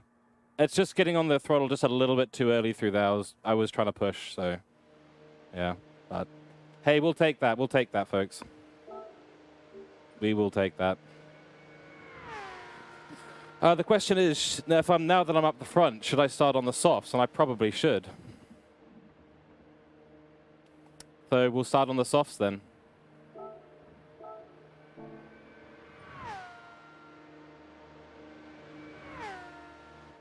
In which get pole to assert dominance, then just fuck off to the Shadow Realm. Yeah, exactly, Cliff, yeah. Yeah, you've got to kind of be just at 90% throttle, just as you're going over the cusp, and then you can kind of get on the throttle. But I was just trying to see if I could hold it with the steering wheel, which you almost can, but the problem is that as the camber continues to drop off, there's nowhere for the grip to kind of come back to the car. So, oh, Marcus beat us. All right, cool. I'm kind of glad I'm not on pole, I'll be honest with you. I didn't expect to be on pole, don't want to be on pole, because I know that it's going to be... Yeah, well, that's the thing. Like, we could start on hard, and just ditch track position entirely. But we're going to get bullied as we drop down the field. So I'd rather stay up top of the field and let the field spread out. I think staying at the top of the field, letting this field spread out is probably going to be the better way of doing it. But it's all going to come down to the first corner. Can we get through corner 1? You know, if we can get through corner 1 and 2, I feel like we can probably be okay. Q1 is 2 sets of hards only, Q2 is 2 sets of mediums only, and Q3 is 2 sets of softs. Ugh. It's only for 2 sessions in F1 next year. Okay, yeah. That's still really cool, though. I like that. And just, look, disclaimer for the race coming up, guys. It's going to be a total disaster. Yeah, cheers, Gavi. I appreciate that, dude. And looks like you guys are starting next to each other. Gav and Revs, you guys are starting right next to each other in 8th and 9th. Yeah, I got a pretty good lap in there. Oh, someone's just knocked us out of the knocked out of 2nd place there and 3rd place now. That's going to make the start more interesting. But the 29 club, that's the top 3. The top 3 are in the 29s. So thank you, Gav. I appreciate that. And good luck. Good luck, Rev. Good luck, Gav. Good luck, Revs. Have good races. Bully them. Stream team. Fill the podium. Yeah, I'll try and take them out. You know, I'll just keep taking people out until it's me, Revs, and Gav in the top 3. Cliff, I like the way you think, man. Very Crash Team Racing. Very Dodge 'em cars. Exactly what we were complaining about this game. But I think it's a point. We're at the point now. It's like kind of beat them. Like if you can't beat them, join them. So, but I won't be bumping people. That's not how I race. Have a good race. This is gonna be chaos, guys. Also a time trial on Sprint Race 2, making DRS available earlier. Oh, okay, 30. That's gonna be good. Chat in the lobby is going off a little bit. Quite entertaining. I feel like we're going to end up with a total disaster on our hands. And look at that. TCR Sharky is going from the back. I know how fast that guy is. All right, he's very, very quick. So I think there's a bit of smurfing going on, maybe. Okay, for the last time on this stream, folks, we see this beautiful graphic. Enjoy it. But we won't be doing any more nations on stream this year. So the next nations you'll see will be the 2023 first season. I don't know when it'll start, but I'm assuming March or June.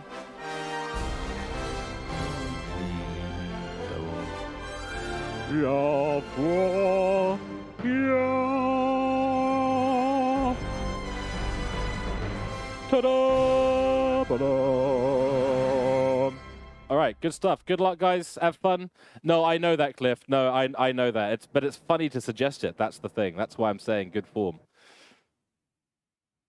At Rev sucks. Yeah, well, no, you don't suck, but hey, fight through the field, man. Yeah, no, sorry about that. I do that because it's funny for me and horrible for you guys. This is the I didn't buy a car. I didn't buy a car. I didn't buy a car.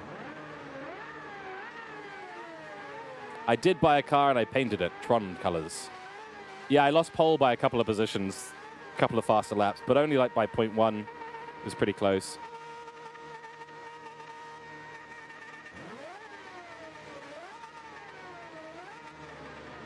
Here's Revs. Have a good race, dude. And here's Techie Gav. Have a good race, dude. You loved it. Gonna fall asleep to it. Awesome.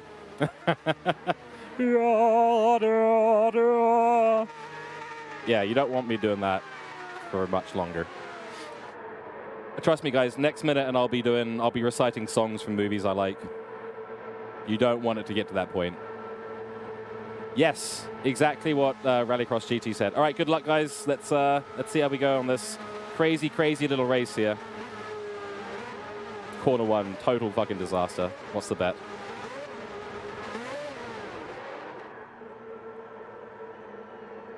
Here we go.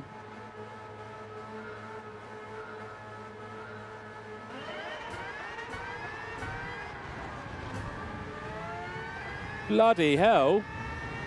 Didn't know they were going to start us in first.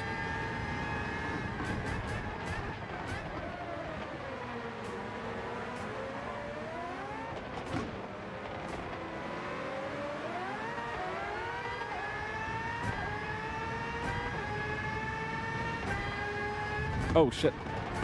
Sorry, Revs. You take that back, man. Just the braking was really weird there, so.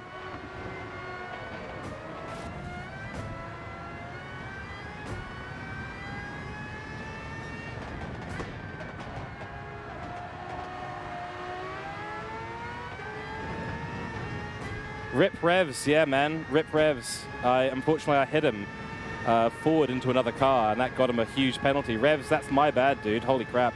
I got a horrible start. Did you guys see my start there?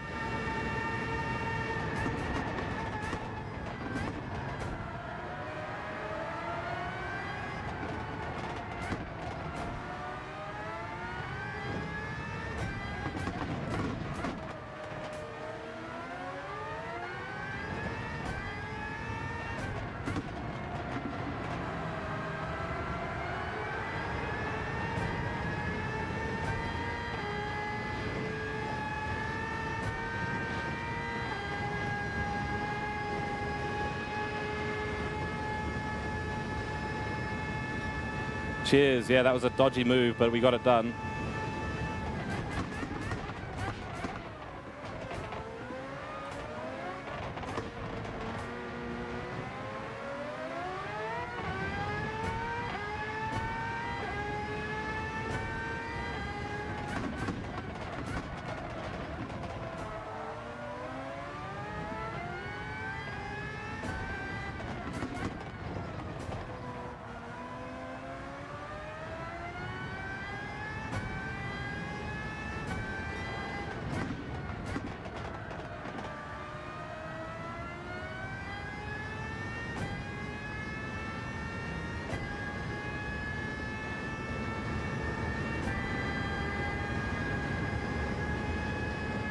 That wasn't a fair penalty for Revs. It wasn't his fault. He was a passenger.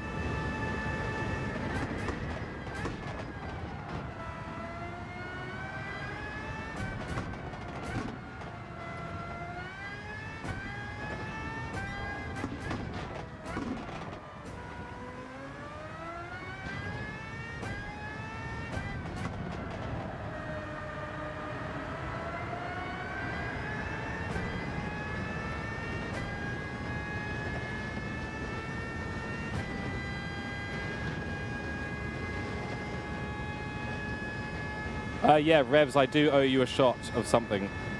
I think, yeah, definitely.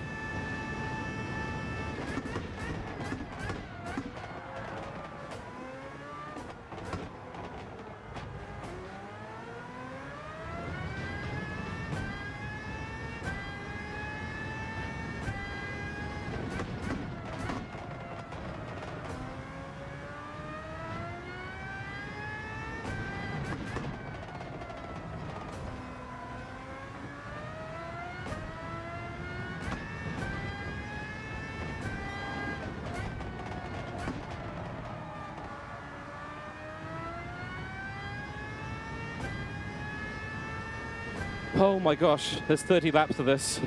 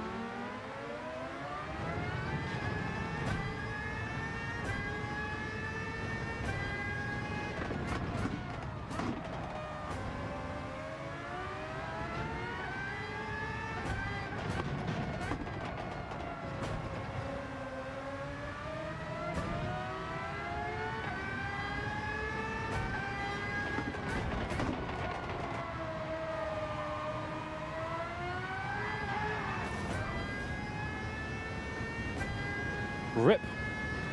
Revs, dude, I just saw that you left the race, man. I'm so sorry for that, man. The braking was a bit earlier than I thought, and I just went straight into the back of you, my bro. I am so sorry.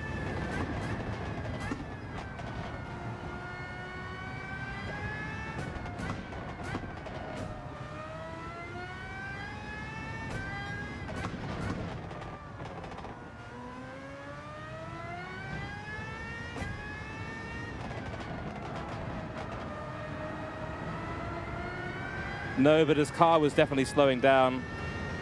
I just got it all wrong there. It's all my fault. Doesn't matter if there was brake lights or not. The braking zone, I should be expecting braking, so. Yeah, no, it's not Rev's fault at all, man. I was behind. Yeah, I was behind. It's my fault. 100% on me.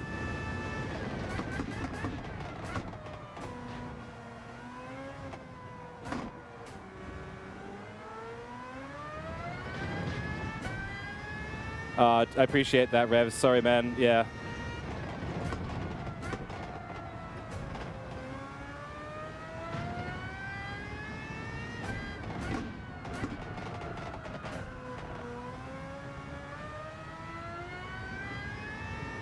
Starting to lose grip on these tires.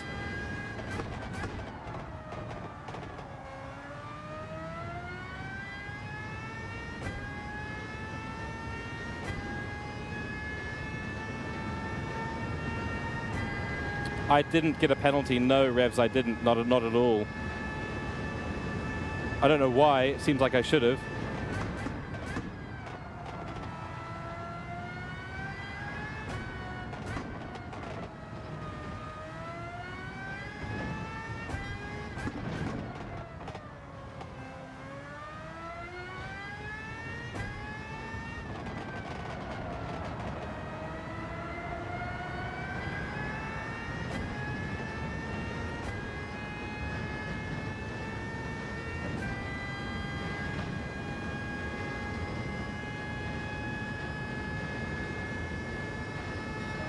I guess not, but it did cause a penalty though, so.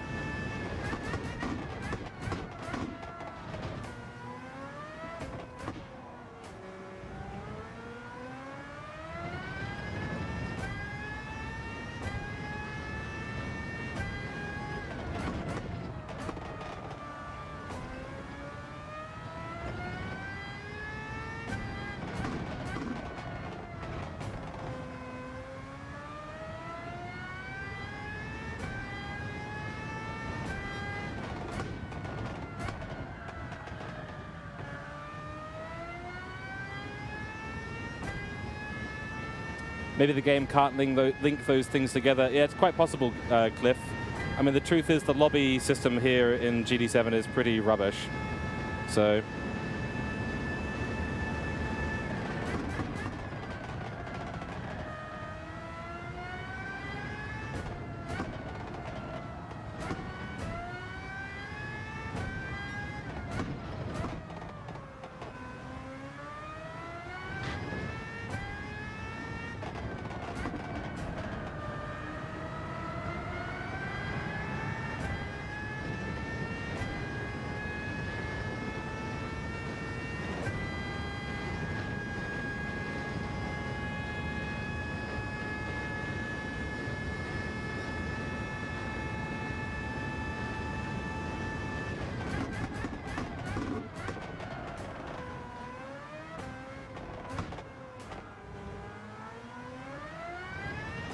Oh, no.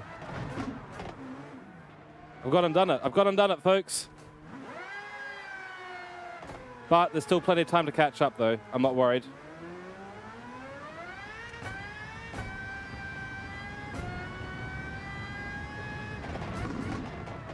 Knew it was going to happen at some point because of those tires.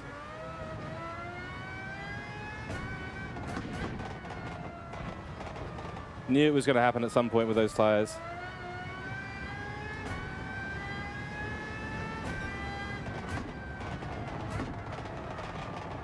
No grip, no aero, no nothing. They should have done a Christmas series. 99% of kids are home. Yeah, they probably should have, eh? I mean, I'm quite glad there's not too much Christmas stuff going on in GT7. So just for example, that I'm quite happy about.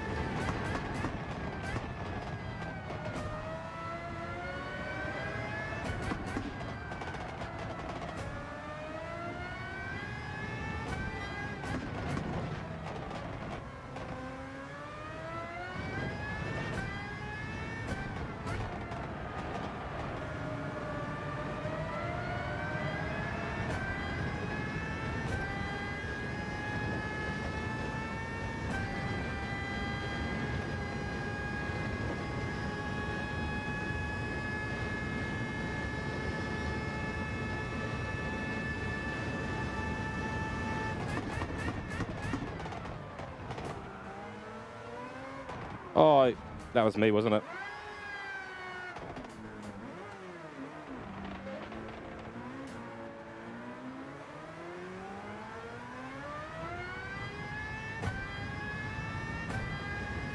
I mean, I think they should have done a Christmas series just to have people able to do something, but just make it like demo events like this, but like all season, you know?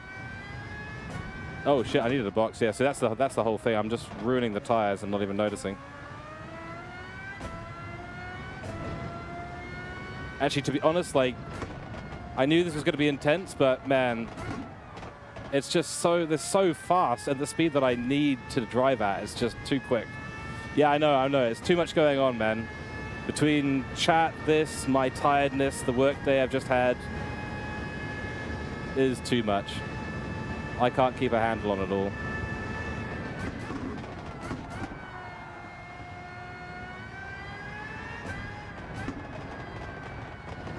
I mean, it is currently like skating on ice skates right now.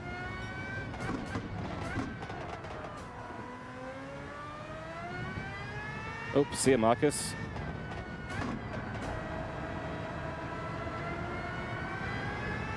Yeah, we're just here to have fun, so.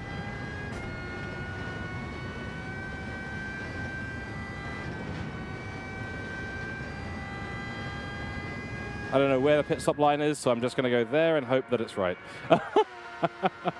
Let's switch on to the... let's go hard tires, don't refuel. Let's do a long stint. Yeah, I agree with you, Revs, 100%. Time to just have a bit of fun with it. I mean, I definitely have the pace. I think we could have won this if I didn't, you know, screw up as I did. Definitely had the pace for it. Like, I clearly have the pace for it. Yeah, the first 7 laps were great. It was just that one mistake, and that's all it needs. But the race isn't over yet. There's still another whole bunch of laps left.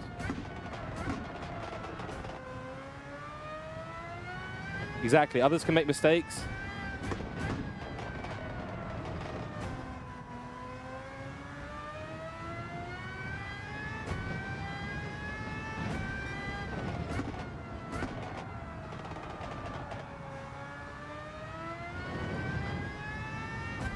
Others can make mistakes. We're on the hards now, so the softs lasted what, 6, 7 laps? They lasted nothing. But that's because I burnt them up as well, so.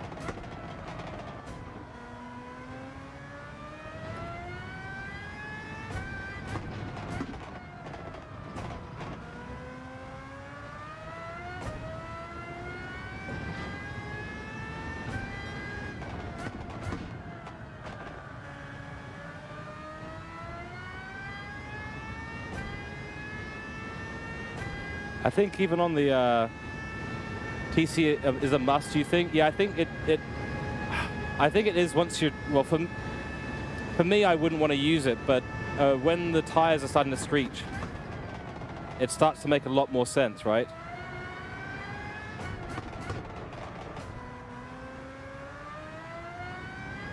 So as the tires degrade, especially on those softs, I think it would have been really sensible to be running the TC, like you said.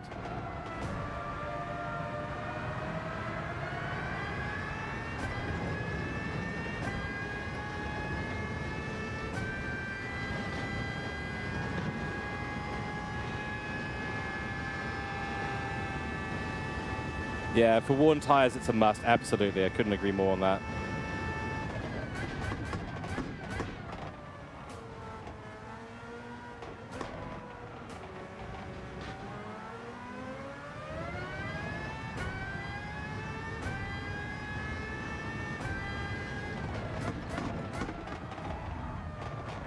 You fucking kidding me?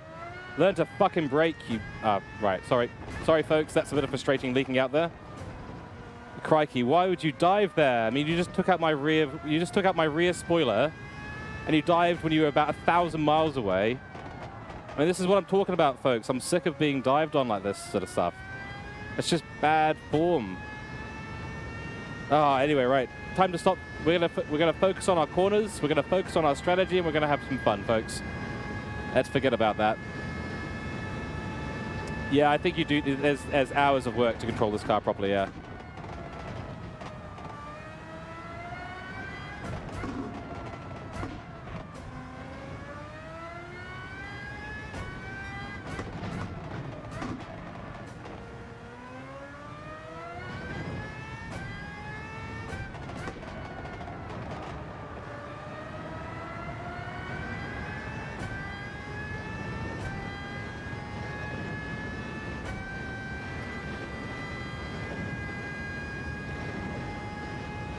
You have all the space in the world to bang in some laps. That's right, I've got clean air, which is great. So clean laps ahead.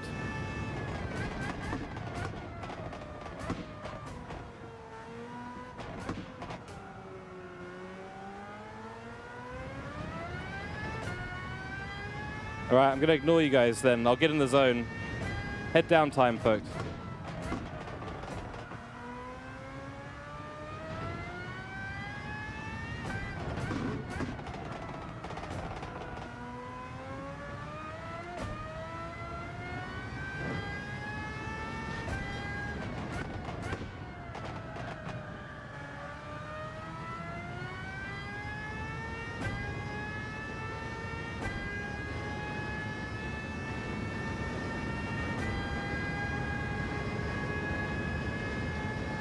Now, mediums might only last 8 or 9 laps as well, so we've got to keep that in consideration as well.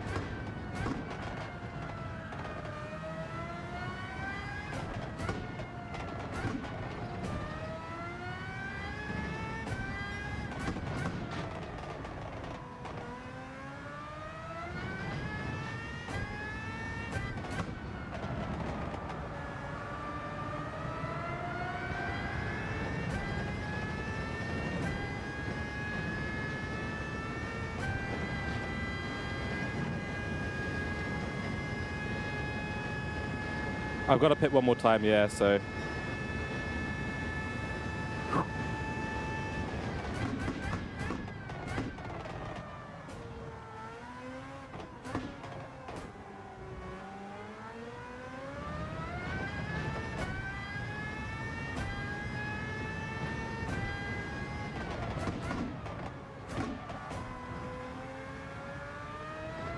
Okay, we're up to Gav again.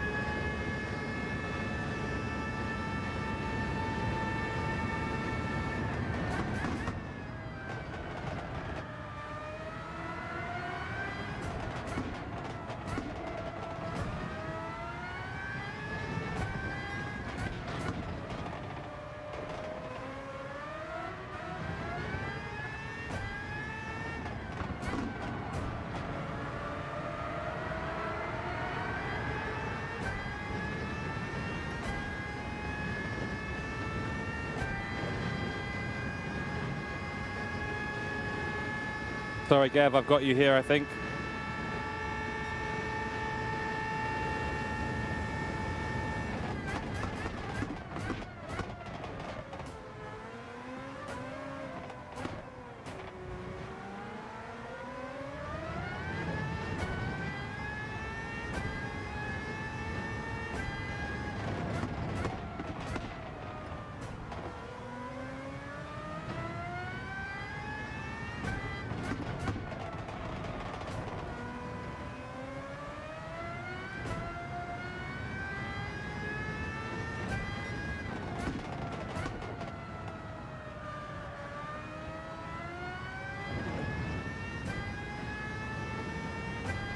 Wait, are we on a? We're on a massive charge here, aren't we?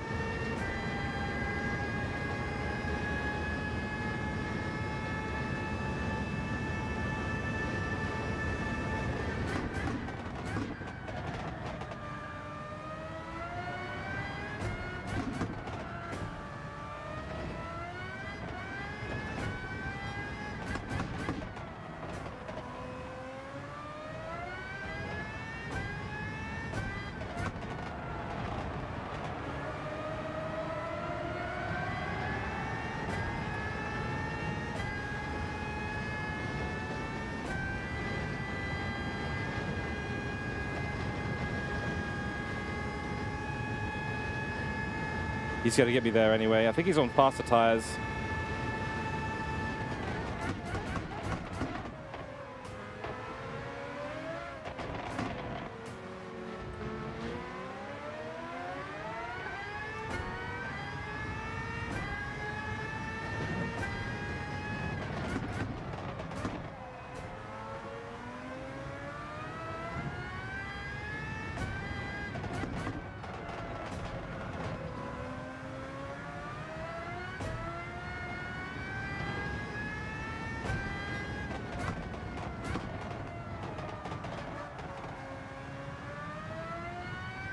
Definitely a tire difference at the moment between us on that one. I think he's on a softs. I think he's on softs on that. Just explain the grip. Delete the sausage curbs. Yeah, agreed on that.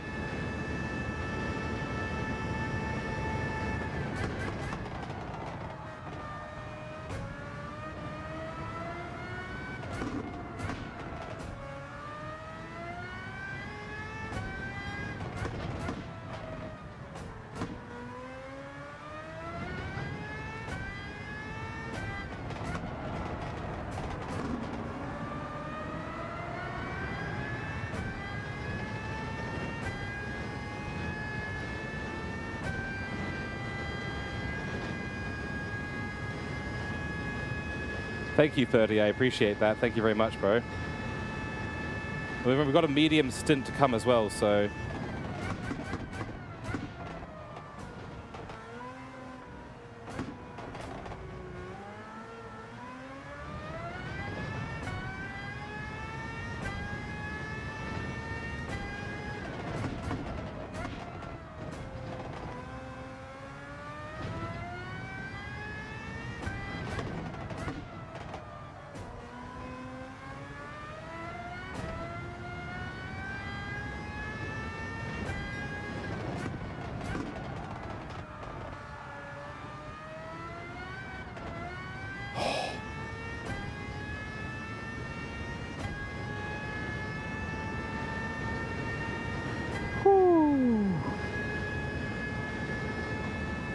All right, let's bring the breathing back down.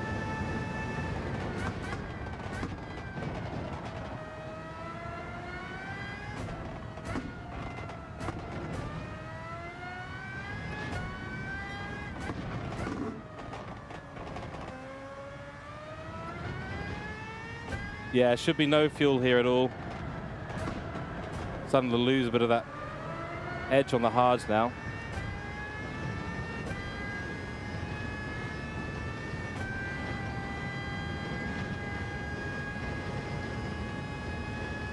If we can just keep putting these times on, we will have the mediums to go to soon, so.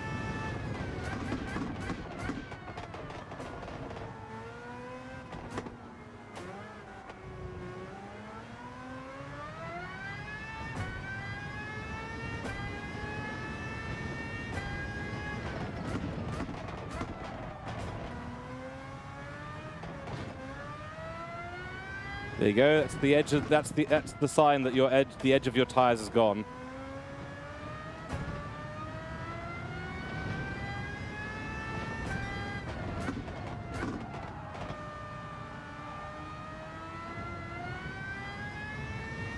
One of the worst things is not being able to trust your hard tires, and that's what happens when the edge goes off them, unfortunately.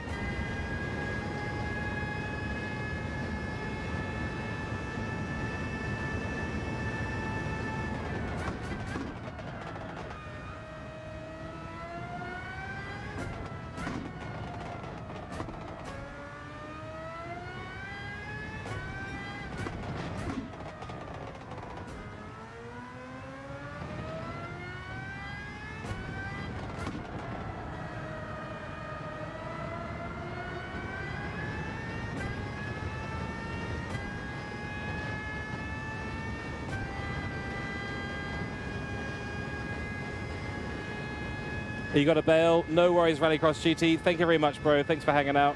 We'll catch you next time, bro, and cheers again.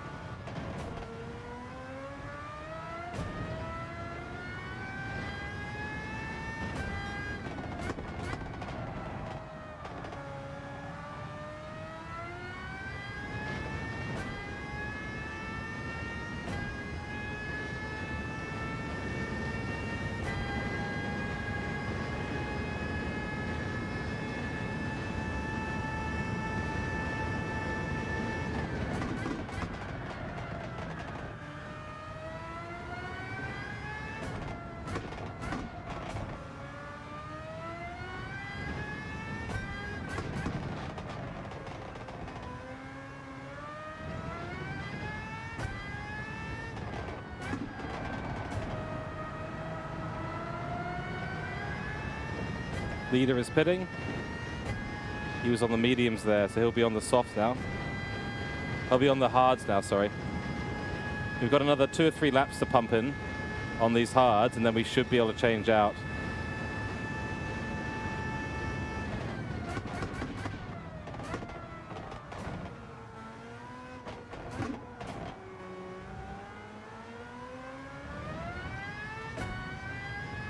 Well, exactly. The softs lasted about 7 or 8.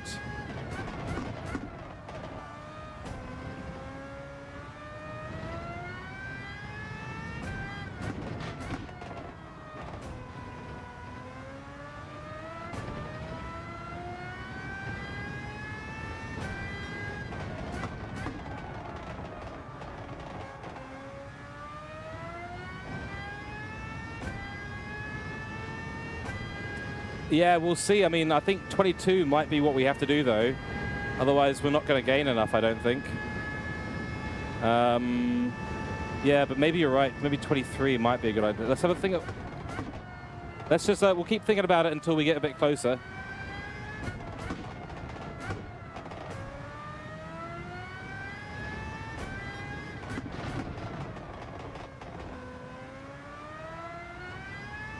Uh-oh, that's Big Bird.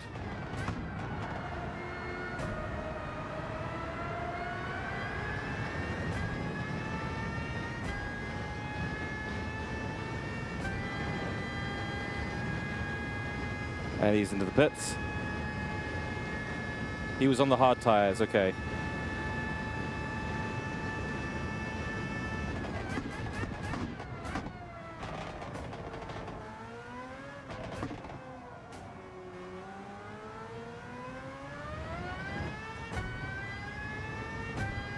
It is a ridiculously fast car, eh, Menko-kun? Hey, welcome in, mate. Good to see you. I'm not reading chat at the moment because this car takes, as you can imagine, a lot of concentration to drive.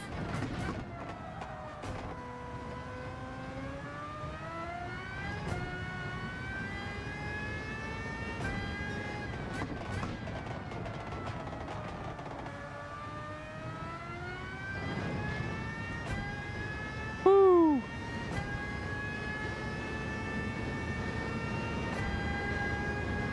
I hope you're well, Menko-kun. Good to see you.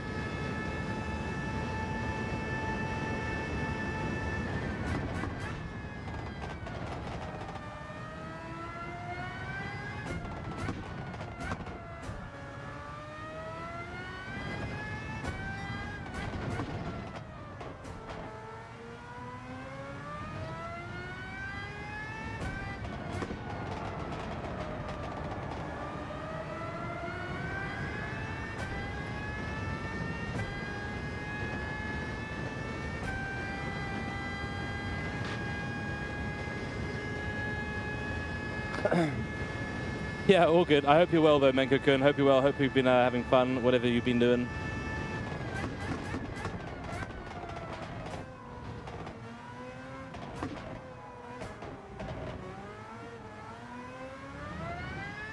Nearly fucking lost it there.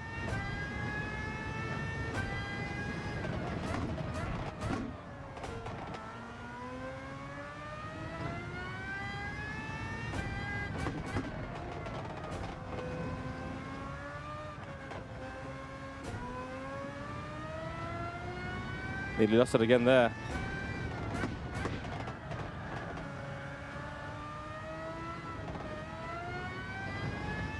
Wow, these hards are gone. We still need to make it another 2 laps. Maybe another lap. Let's go 1 lap. No, let's go, ooh.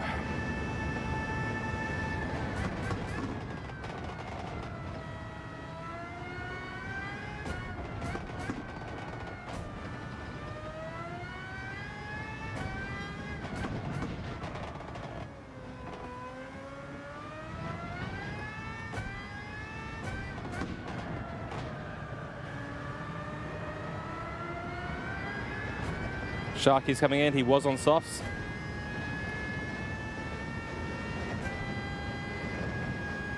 We are going to do 1 more lap. We are going to do 1 more lap. This is sketchy as fuck, but let's do 1 more lap.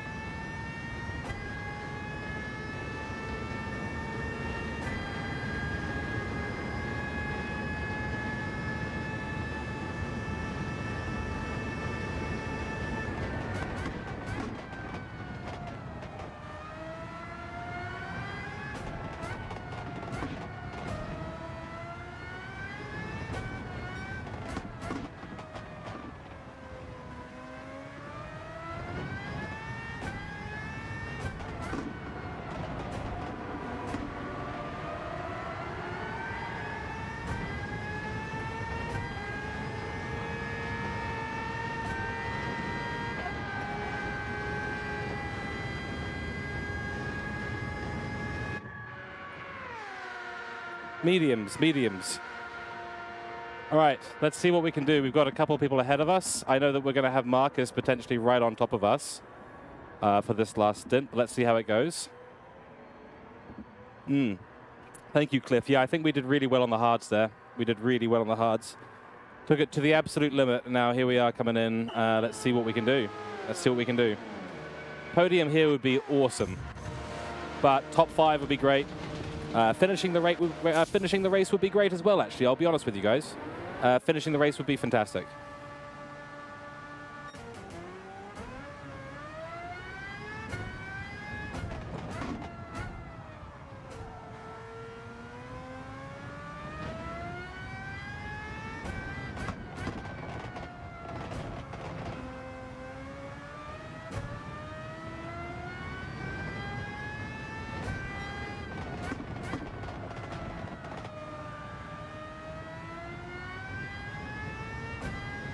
Yeah, just need to get through this out lap, warm up the tires a bit.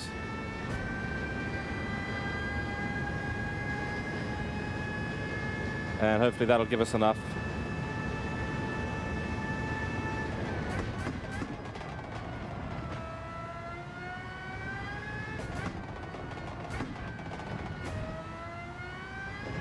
Oh.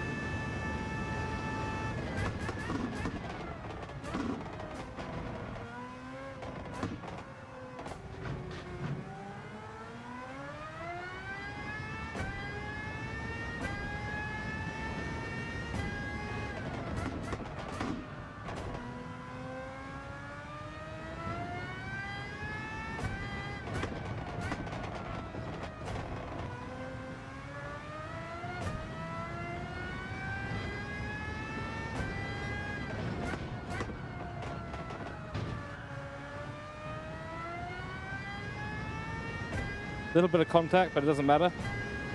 The point is the gap is coming down to White Lion, and I think they might still need a pit. If White Lion still needs a pit, no, surely not. How did I lose so much time there? I mean, I did crash a couple of times, so.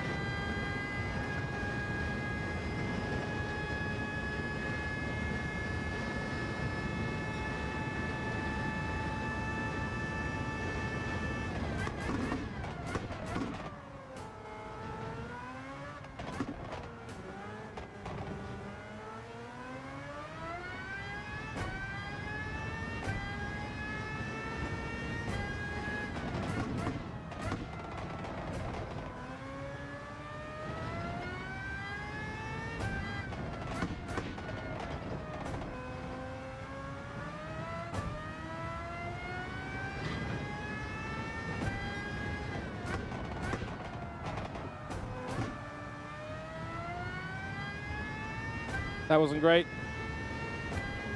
Gav is just absolutely flying. Maybe he's on the softs. Ooh. Oh. Gav, you might have done a strategy masterstroke here, mate.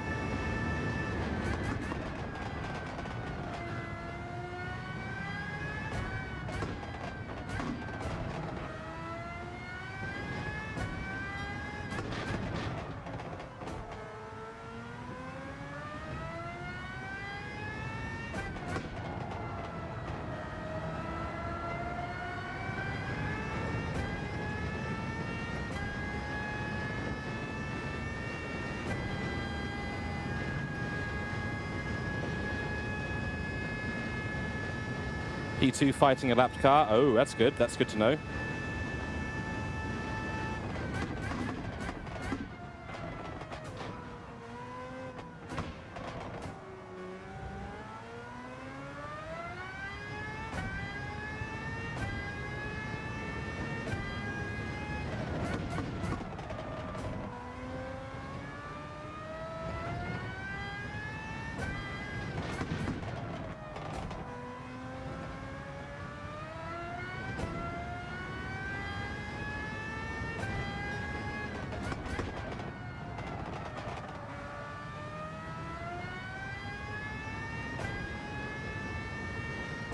Oh, they did do a Spinala.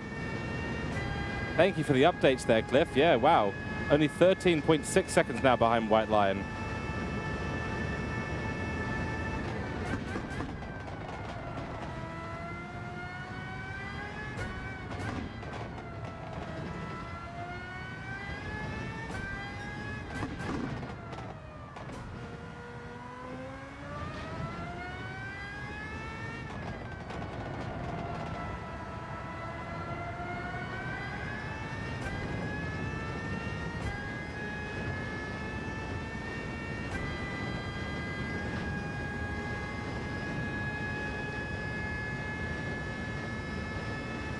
Lion won't be had. Oh, he's pitted. He's pitted.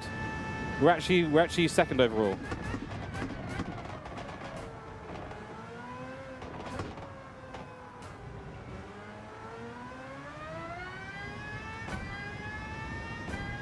Yeah, it would have been ice skating for sure.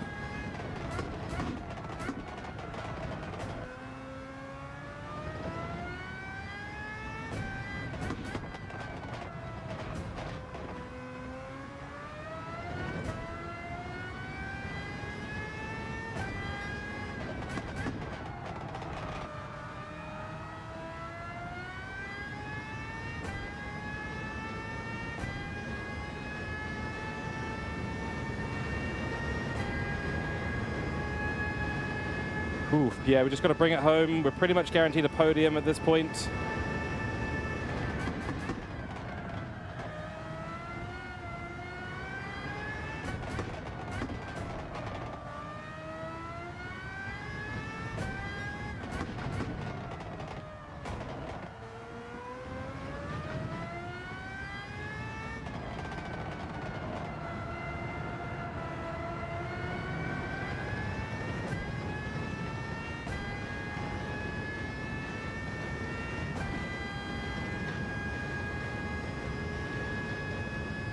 Yeah, that was very convenient, that back marker having a massive incident and having a spin there. That was very convenient.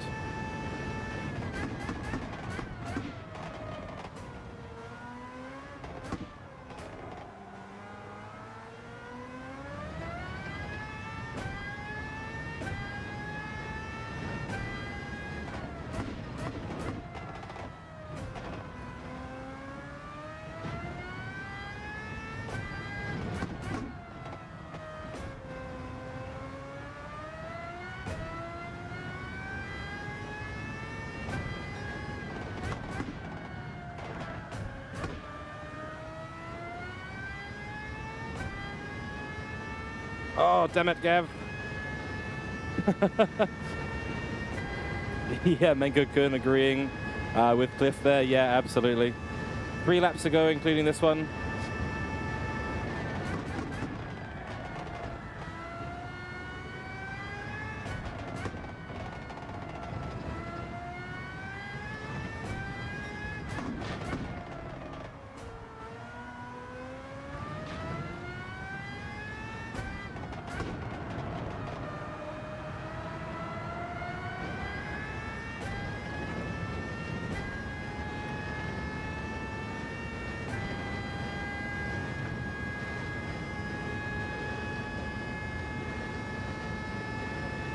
Two more laps to go.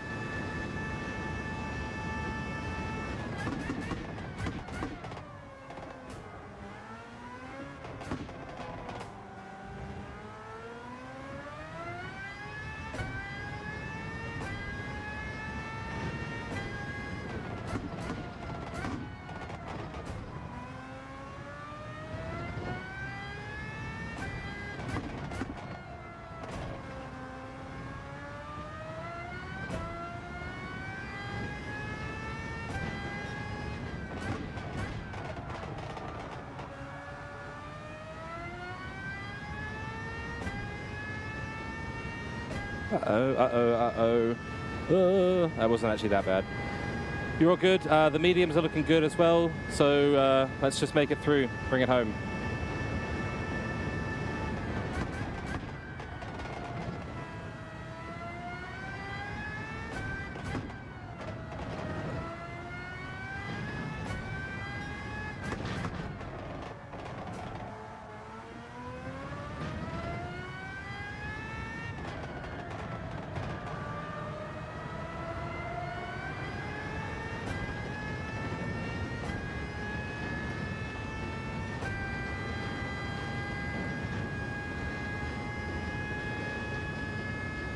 Last lap, here we go.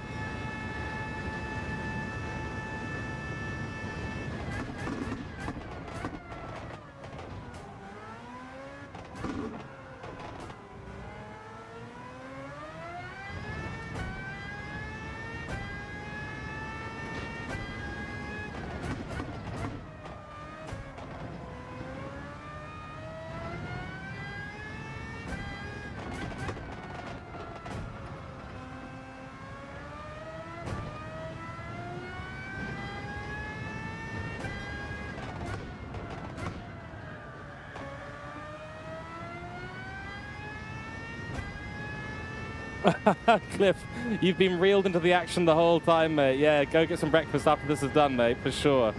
For sure. Good on you for sticking it out and helping me along, mate. I appreciate you.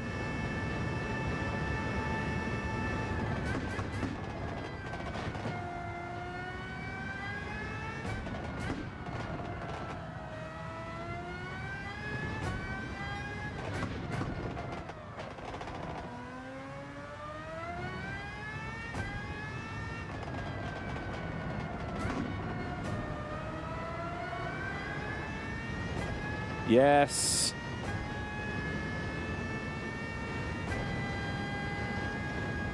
Yes. P2, baby. P2. After a huge couple of spins as well. Oh, man.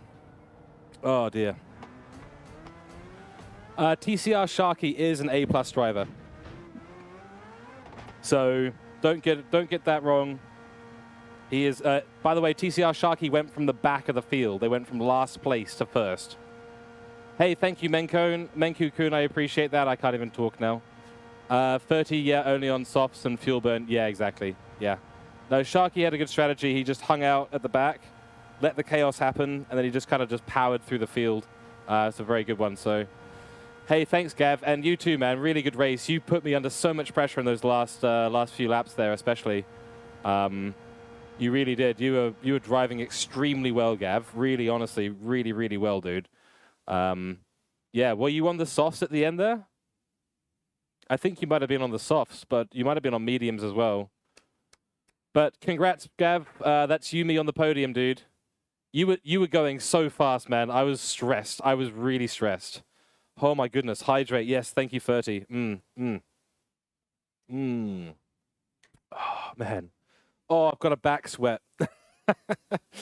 Gav, you gave me a huge back sweat. I can feel it down the whole line of my back, man.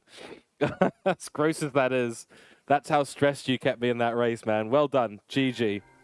500,000 credits for that. Wow. GG.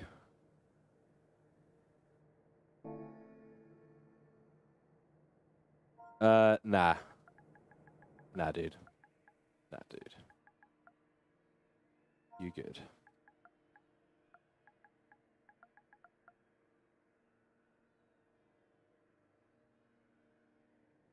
Hey, Sakiel. Lovely to see you, mate. Good to see you. How are you from over there in lovely old Japan? How's things going over there? And I should inform you, I've given you the stream supporter role in Discord, so you've got access to a new special section just for stream supporters. So TY, TCR, oops,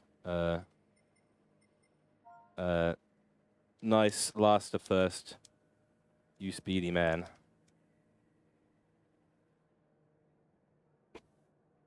At Tech Gavs. Congrats on the podium.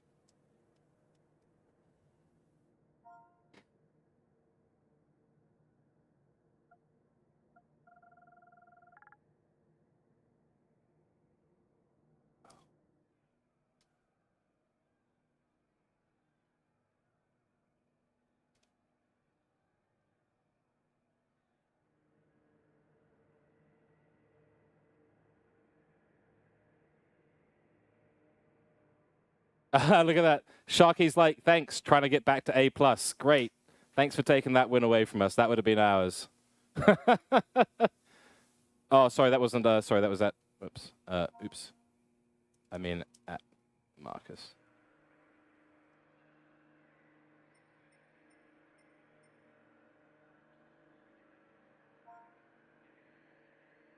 Yeah, that's true, lol.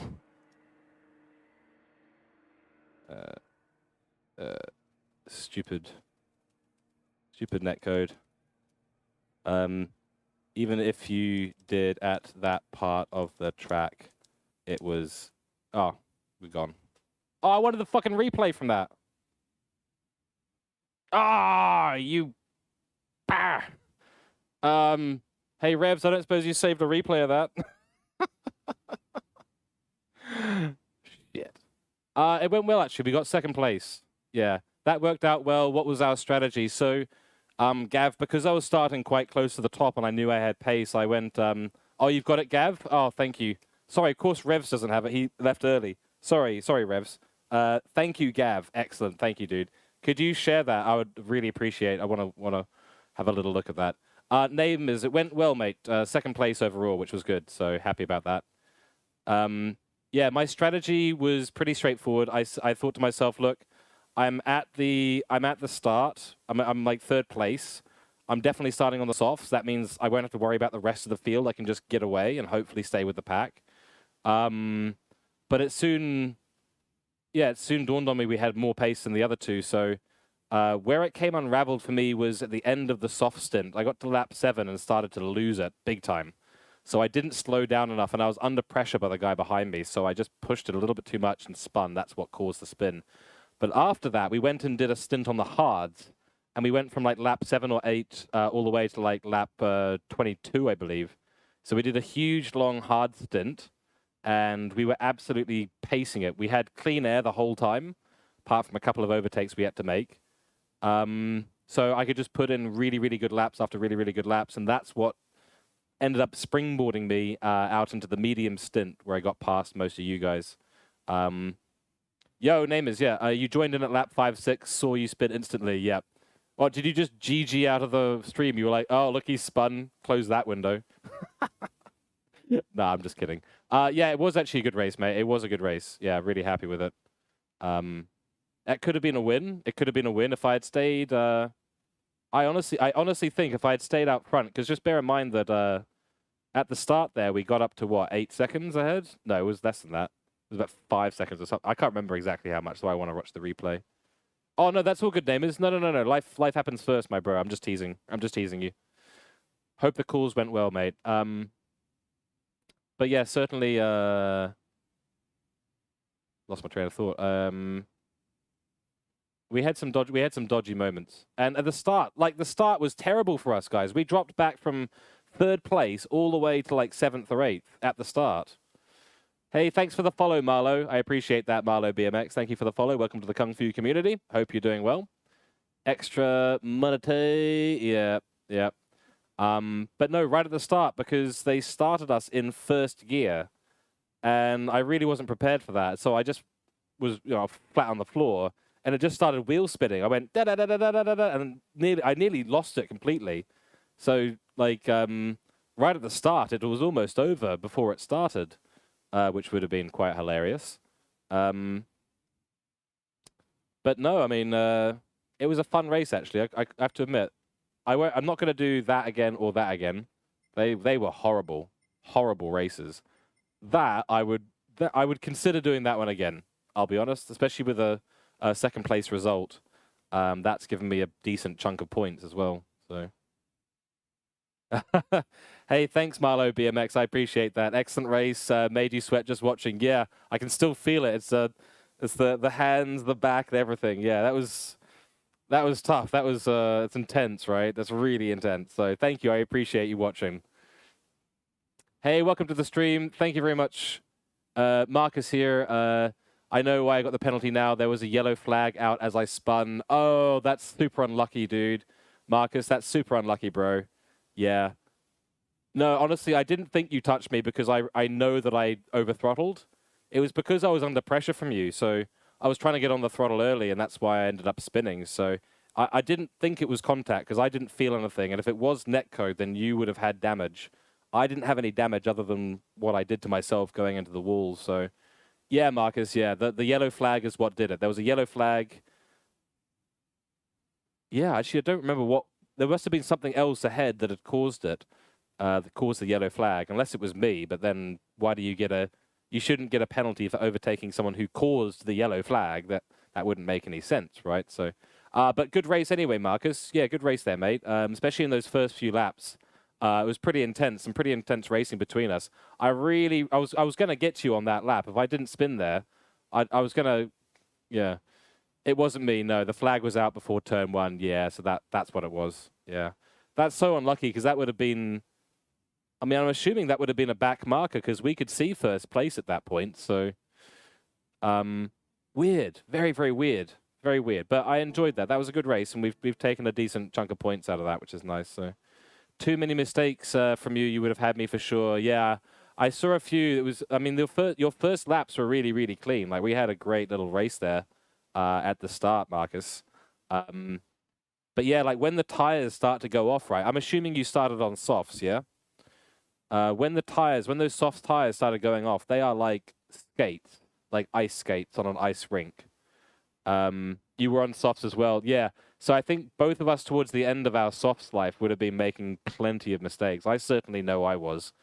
Yeah, I was making some pretty massive mistakes, actually. Race win costing mistakes. I mean, I think we probably lost at least 15 seconds in the crash. Probably another 5 seconds to another crash we had. And then if you take out the time lost from dropping down to 7th right at right at the start of the race, all in all, that 30-second gap to Sharky, I think we would have had first place over him, even with his unbelievable pace.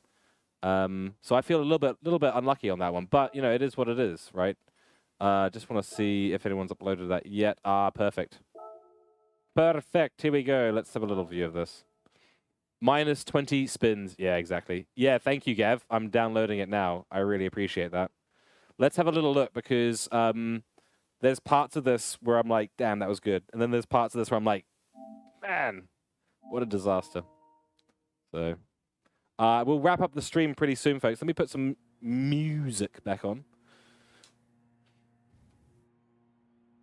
Where's my mouse? Somewhere, there it is.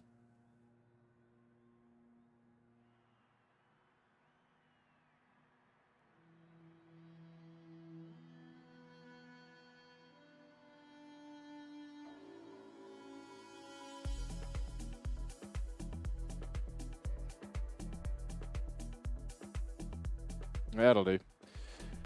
You're going to be preparing for your race later tonight. Yeah, and Namers, good luck for that, man. Good luck on your races.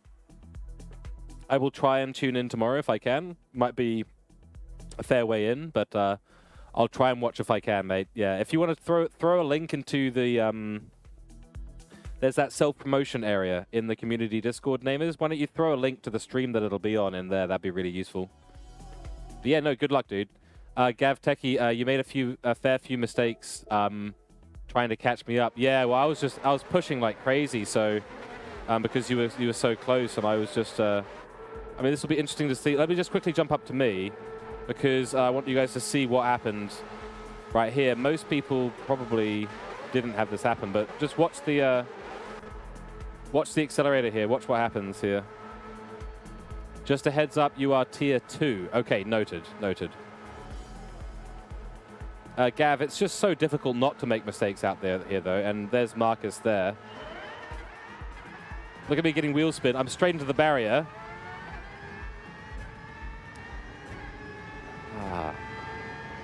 Okay, so by turn 1, and we get dived on here. We get dived by Revs.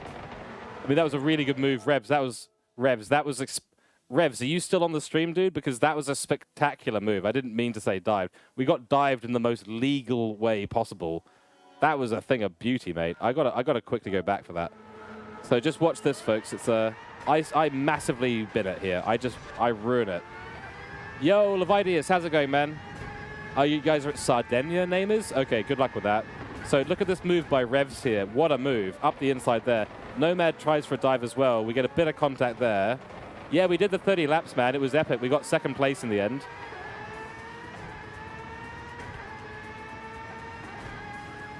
That's that point right there. That's where... So OGR Toolshed braked really early. That forced Revs to brake early. And then Concertina effect, I'm used to braking at the top of that hill. So I was going to brake a little bit before that, but suddenly the Concertina effect reached me before I could react, and suddenly I was punting Revs. He got a 5-second penalty for hitting OGR, even though he was a passenger. And unfortunately, that ruined his race. So Revs, once again, an apologies, my friend.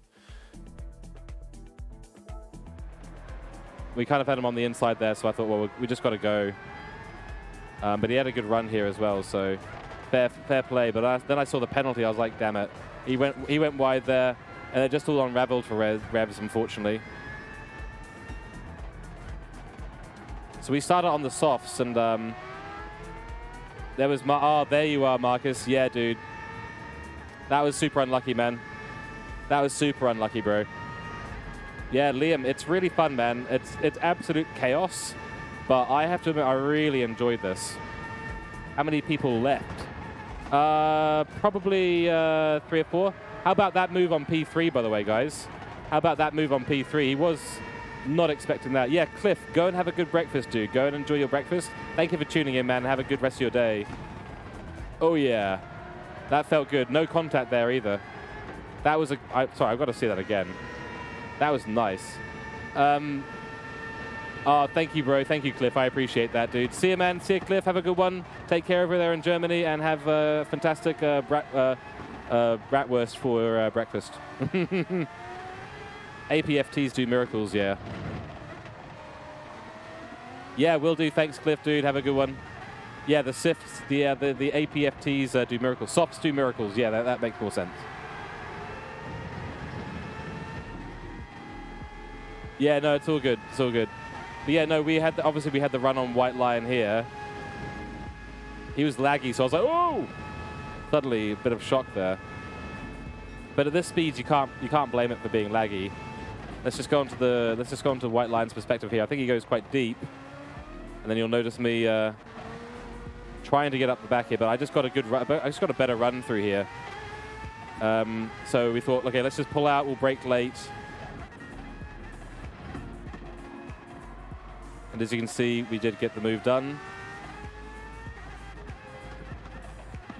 Finally up, managed to get through there. A little bit slow on the exit, which obviously gave White Lion a run back at us. But he got a bad entry here, and I just got the exit pretty much perfect. So we just got the run there, and then just a little bit of slipstream trickery. Just trying to be that arsehole, taking advantage of the tunnel.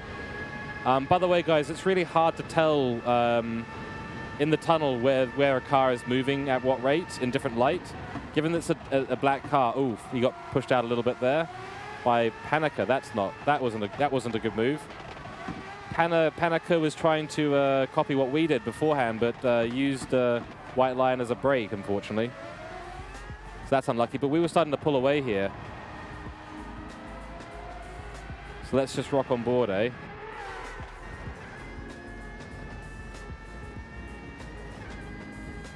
It's a bit laggy. It's a bit. This is not my recording. This is Gav's recording. So this is Gav back here.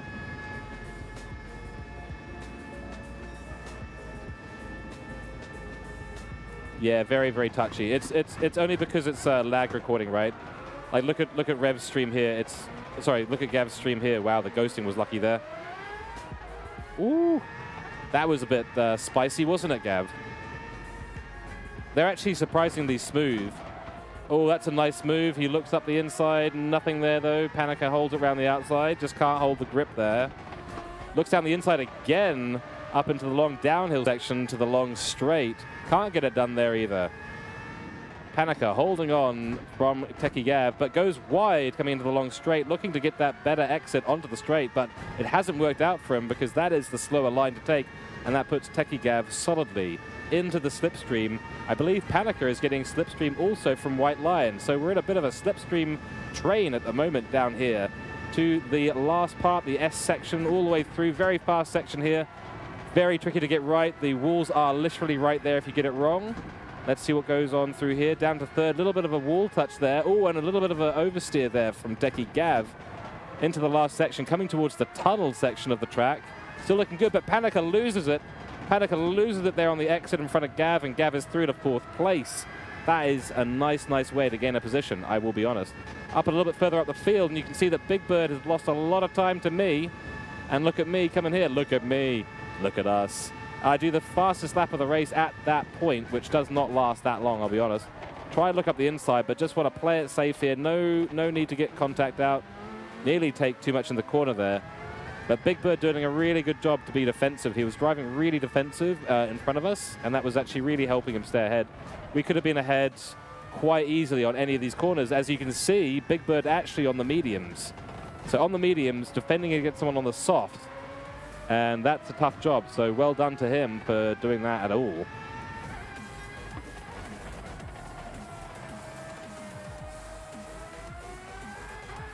Oh, and then unfortunately for Big Bird, he gets it all out of shape. I want to just quickly check this one.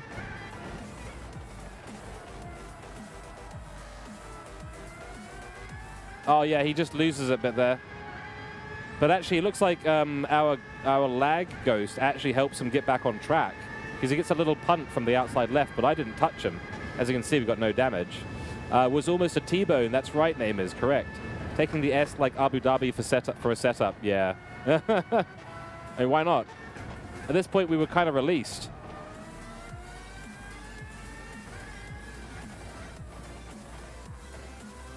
And that was really nice. We got to make some really good progress.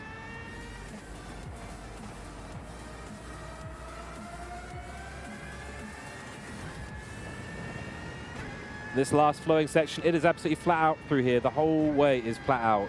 6th into 7th. I was finding that getting up to 7th a little bit earlier, just before, just as you go over that rise, gives you a little bit of RPM into 7th that makes it viable. Definitely worth giving it a try if you're going to go again. Speaking of which, is anyone going to go again? I don't think I'm going to, because I have got a good result. And I wouldn't have anyway, really. But we do end up having some moments, unfortunately, folks. So, yeah, Gavi, you're going to hold out for that. 3rd place is a good result at the end of the day. How many points did you get for that? 167 or something like that? Ooh, Gav, yeah, that was wide. Ooh, very close there. Well held, though. Oh.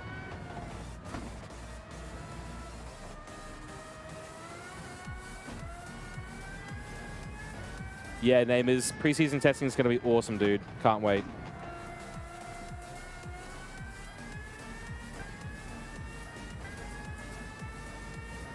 Now, one thing I haven't done in a while is actually keep the music going. There's actually quite good music in the background right now. Very appropriate for the racing. So I'll continue with the commentary as we go on through. I'm practicing my commentator voice today, my announcer voice. I've been inspired by the Broadbent himself, none other than the Jimmy, to get my skills up in commentating and announcing, because I quite enjoy it, and I think I might have a voice for radio. Certainly got a face for radio, and that's why I'm always a bit nervous on camera. So amazing to me at all times that you guys want to sit through 3 hours of watching my face. Luckily, I keep it small to the side of the screen.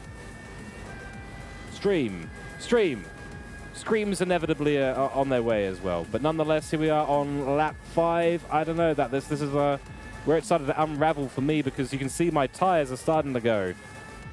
They are disappearing at this point, folks.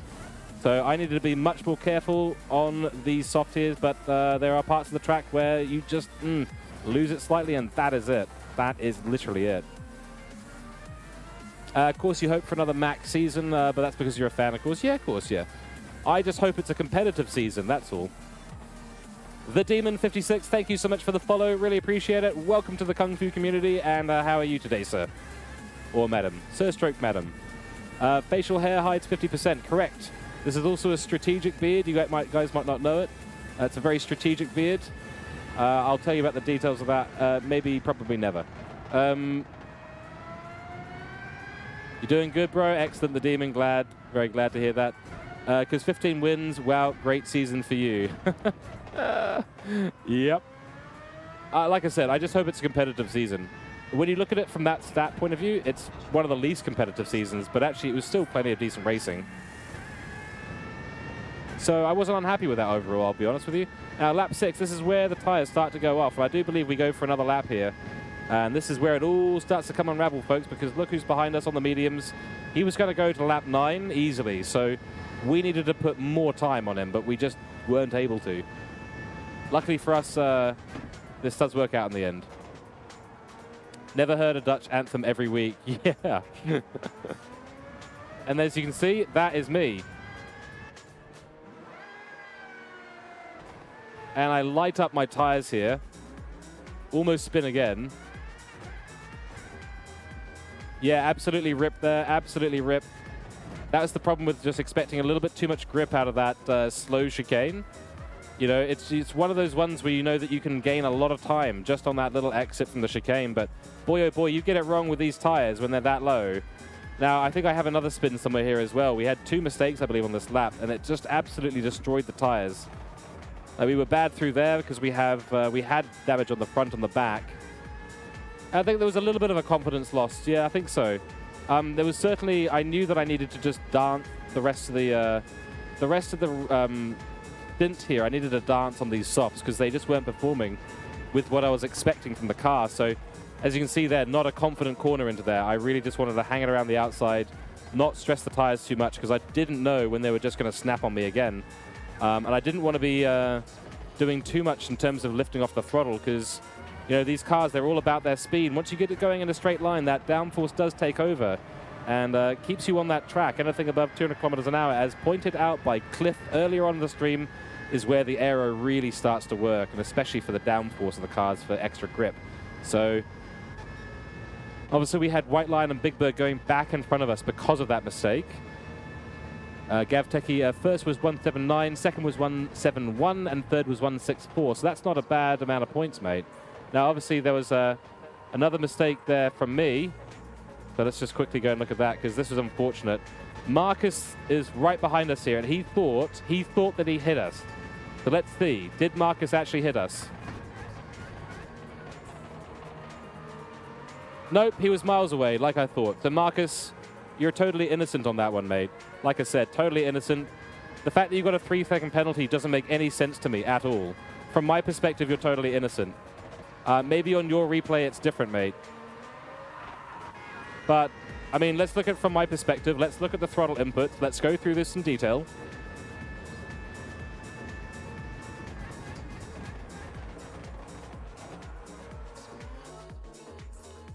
So you can see, look at this, guys. The front right tire is red, which means I've overheated it, and that generally means I've overspun it. So I think at the end of the day, that is almost 100% my fault. Why the game thought it was your fault is beyond me. Yeah, the yellow flag, but it's still. I mean, where was that? Well, where was this yellow flag? Ah, here we go. Here we go. So you're right. You're right. Sorry, Marcus. You're absolutely right. You mentioned that to me just a moment ago, and I totally forgot. This is why there's a yellow flag. Big Bird had a moment, and not a small moment. He had a pretty big moment. That's why the yellow was out, and that's why, just for that split second, that put a yellow back here, and there we go, Marcus. It's just unfortunate, mate. Really bad timing. And it's unfortunate that it didn't consider minor yellow, but you were already passed by that point that I'd hit the barrier, so just unlucky. So at this point, I was like, right, GG. Obviously, GavTechie come through.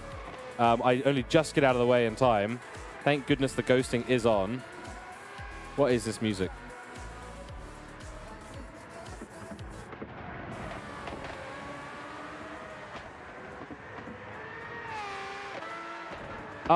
Well, no, technically it's on Marcus because he overtook under a yellow, but I mean, the yellow was just, it just appeared out of nowhere, and yeah, it's just really unlucky, Marcus. Really is unlucky at the end of the day. It's the same. It's just because you hadn't ghosted, so I passed, so I got one for passing under yellow. Yeah, there you go. And then, of course, because you had the softs, they were wearing out. So you can just see the mediums now are just absolutely flying past the softs. So once the softs got to 7 laps, that was it. In fact, honestly, 6 laps. 6 laps for the softs is what you want to be doing. Kung Fu hadn't activated the... oh, yes, that's where you die. Oh, Marcus, no. Yeah, I actually said on the stream as well, I was like, oh, no, Marcus is gone. That's unfortunate. But it was a nice, easy way for us to get the place, so... The mediums were shining through here at this point. Honestly, the mediums could have gone 10, which makes up for the deficit of the softs. The softs for 6, hards for 14, mediums for 10, and you get to your 30 laps. So at this point, I knew that we needed to go onto the hards and do a longer stint. So we went to the, I think 12 I think I got. Oh yeah, 12 on the mediums. That's pretty good, actually. Can't believe Fraga cut the pit lane. Yeah, man. By the way, be careful on full throttle unless you've got TC. One bit of advice I would give you guys is as you're going into the pit lane, put your traction control onto 1 or 2. That way when you come out of the pits and you floor it, it's going to be in first gear, okay? So being in first gear and flooring it, you were going to either spin. I nearly spun it. And I would honestly recommend just having TC on just for the entry, so that when you go out of the pits, it's immediately on, so your throttle is immediately taken care of by the TC system. Just like crank it to TC6 just as you get in, or TC5, whatever it is. Crank it to TC6 just as you get into the pits, just before you get into the pits. That way, as you come out of the pits, TC is on, and you have no chance of spinning this car around on the pit exit. But yeah, it was unfortunate for Fraga to get that. Now, Liam, since you're on the stream, man, I want your opinion about the Nations Cup final. We talked about this earlier on in the stream, and I'm not thrilled with how it ended, to be honest. I wasn't satisfied with it at all, and obviously the driving standard was obviously these cars are, having driven this now, the cars are incredibly difficult to drive. The racing is incredibly close. There are a few dives there that I think felt really unfortunate and kind of poorly judged. But I'd love to hear everyone's thoughts on the GD World Series Nations final, what they thought. This is obviously the race that they ended up doing last night. So, and make sure you answer your questions today. The viewers campaign, make sure you answer your questions. You actually watched Manufacturers with Liam. Good race. The Manufacturers was a good race. Agreed on that. I almost had hope for McLaren finishing in the top 5, which at one point looked possible, which would have been actually fantastic. I really was hoping for that, but unfortunately they just got into incident after incident. They got on the wrong strategy at the end. They were on the inters, not the wets. If they had been on the wets, they could have been up there P4, P3 potentially, but unfortunately they just mucked that up a little bit. But the McLaren was strong there in the straights and strong in the corners, great in the wet. So it had everything going for it. It really did.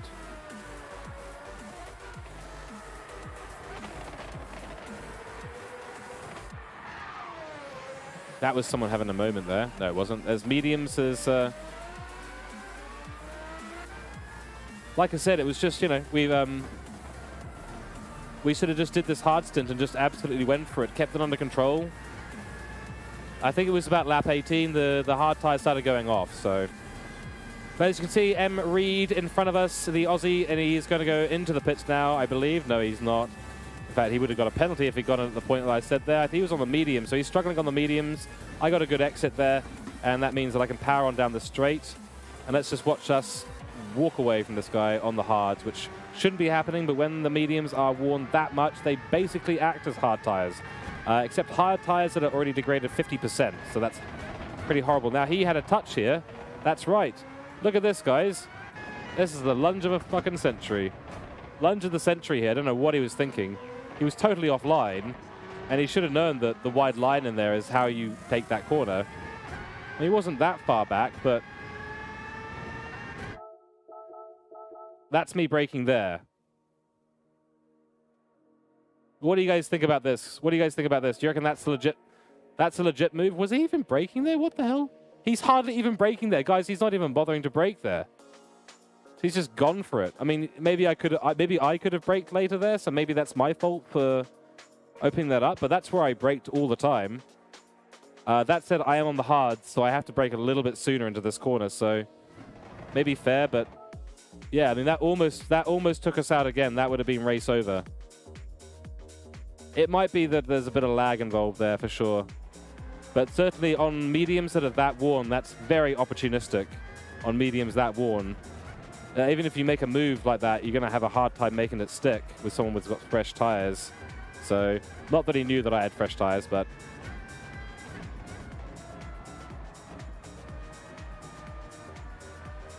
That's good that he didn't have a good line through there. That was a bit lucky for us because we got a bad line ourselves out of that corner. Now, a little bit further up the field, we've got White Line. He was still pushing the Tron X 2019. VTX Sharky, I think he had an incident at some point because I don't remember actually overtaking him. Gav Techie, obviously Gav, you were absolutely pushing on these mediums, doing a beautiful job. Going 12 laps, look at that. Look at that rear left tire, Gav. That was danger territory. I bet you were a little bit worried about that.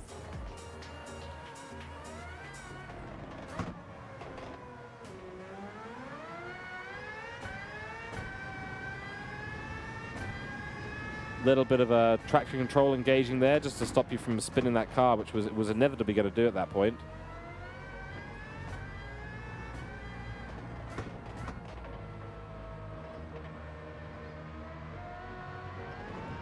But VTX Sharky right behind you. Oh no, VTX Sharky was he won the race. So VTX Sharky is a A+ top, top kind of driver. Oh, he bins it. Oh wow, VTX. That's how he ended up catching up so much, because we caught up quite a lot. So he got ambitious on the exit there, and yeah, that rear left just decided to give up on him. I hate to say it, that's what happens.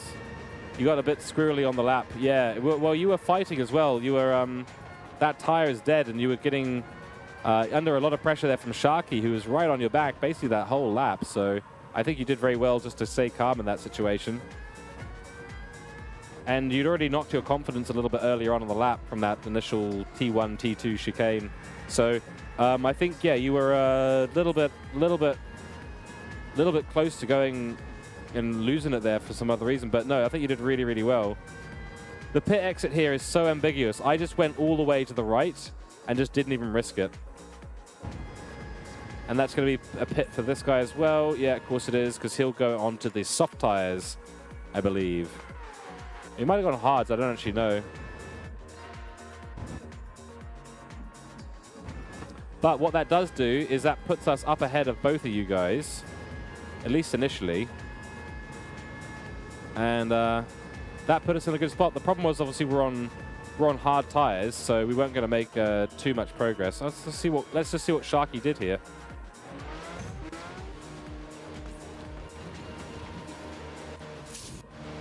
Yeah, the glare from the sun was pretty intense. Did he just go for another set of mediums?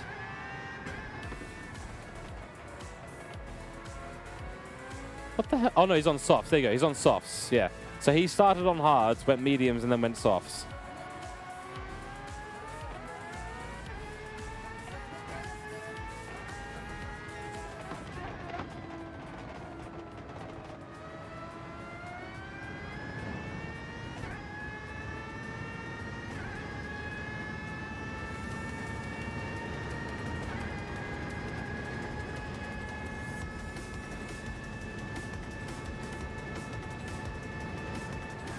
Yeah, the glare was really intense coming down into turn 1. Very intense glare, especially in the last, like, 10 laps or so. Oh, Sharky getting the wall there. That puts Toolshed in contention, but he won't be able to keep up. Now it started, the battle between Techie and myself begins. I'm on hards. Techie is on hards. It's a good little battle we had, Tech. But I think I got the run on you here, and it just, that was GG at that point, I think. I can't remember exactly what happened. It was all a bit of a blur, this race, I'll be honest.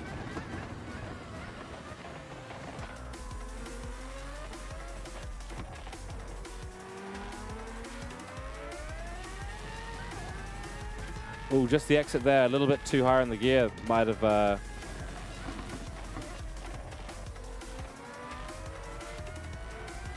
Nicely done through there, Gav. Nicely done.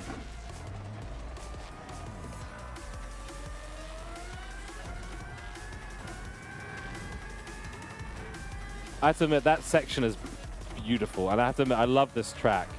Even in reverse, I love this track. And this car, I have to admit, I really enjoyed this car. I will be honest with you guys.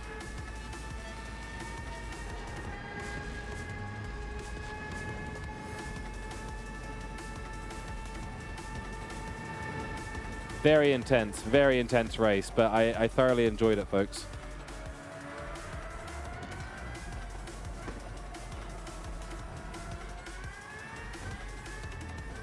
And yeah, I think at the end of the day, you know, it was a good little race they put together here for us here. I'm glad they gave us the full 30 laps instead of reducing it like they did last time. Yeah, Gav Techie, it was good fun. I'm going to do the round 2 and the round 3 for Nations. Nations, I think, suits me a lot better. I don't particularly enjoy the manufacturers for whatever reason. And the Gazoo Cup, I don't have any interest in the Gazoo Cup, apart from like select races. But Nations, I'm all in for. So probably next year for the seasons there, I'll probably just focus on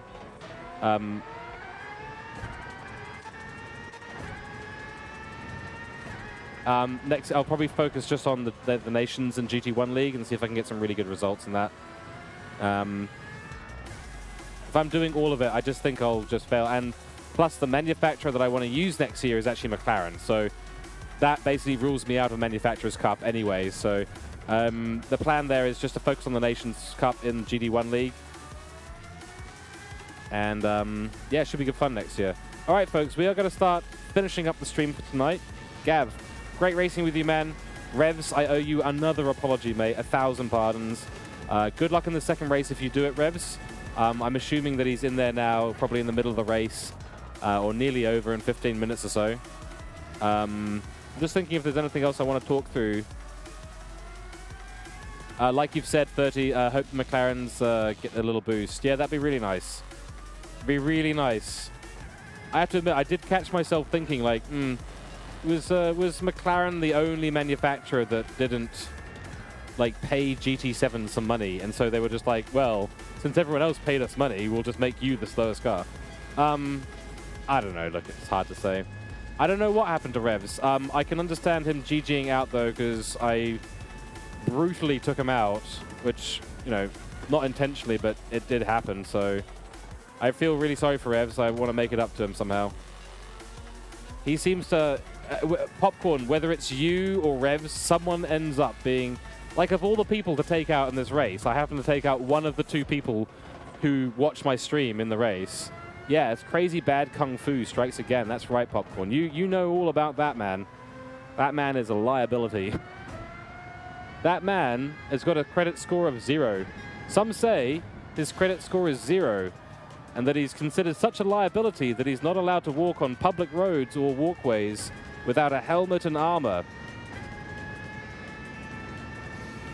We're not sure, but all we know is Samaz is the crazy bad kung fu. You looked at the footage, he was still accelerating when the rubber band happened, and you yeeted him into that other guy. Ugh. Yuck. Yeah. Also, I have to admit, the lobby stability, not great. Lots of lag. Lots of lag in this lobby, man.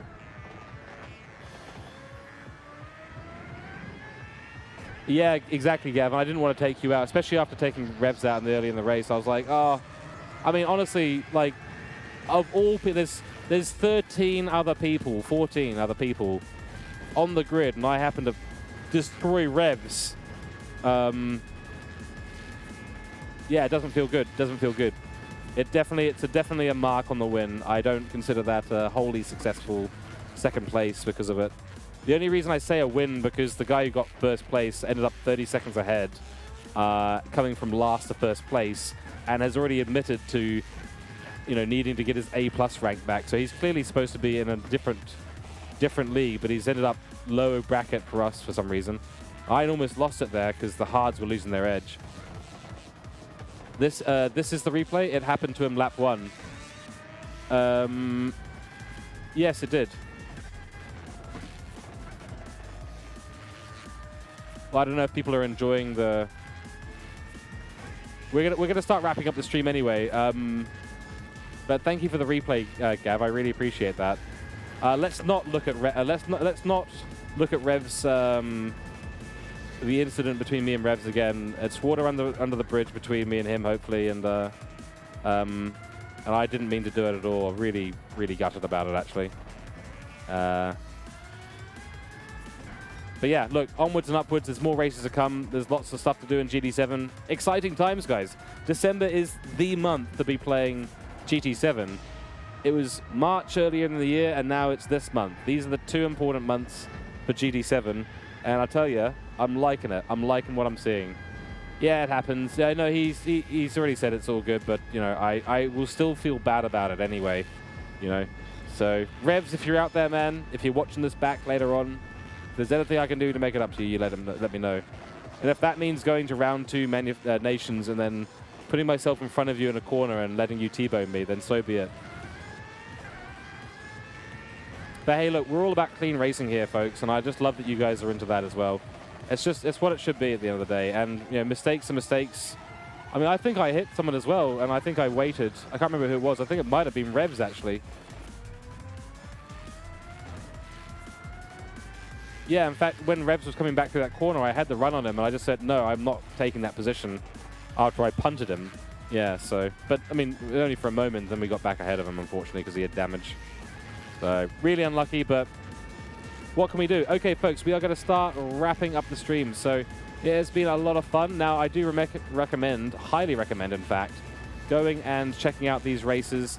They are absolutely insane. They are absolutely insane, these races, folks. Good fun. Yes, it's a bit of a long race, but 50 minutes is really nothing.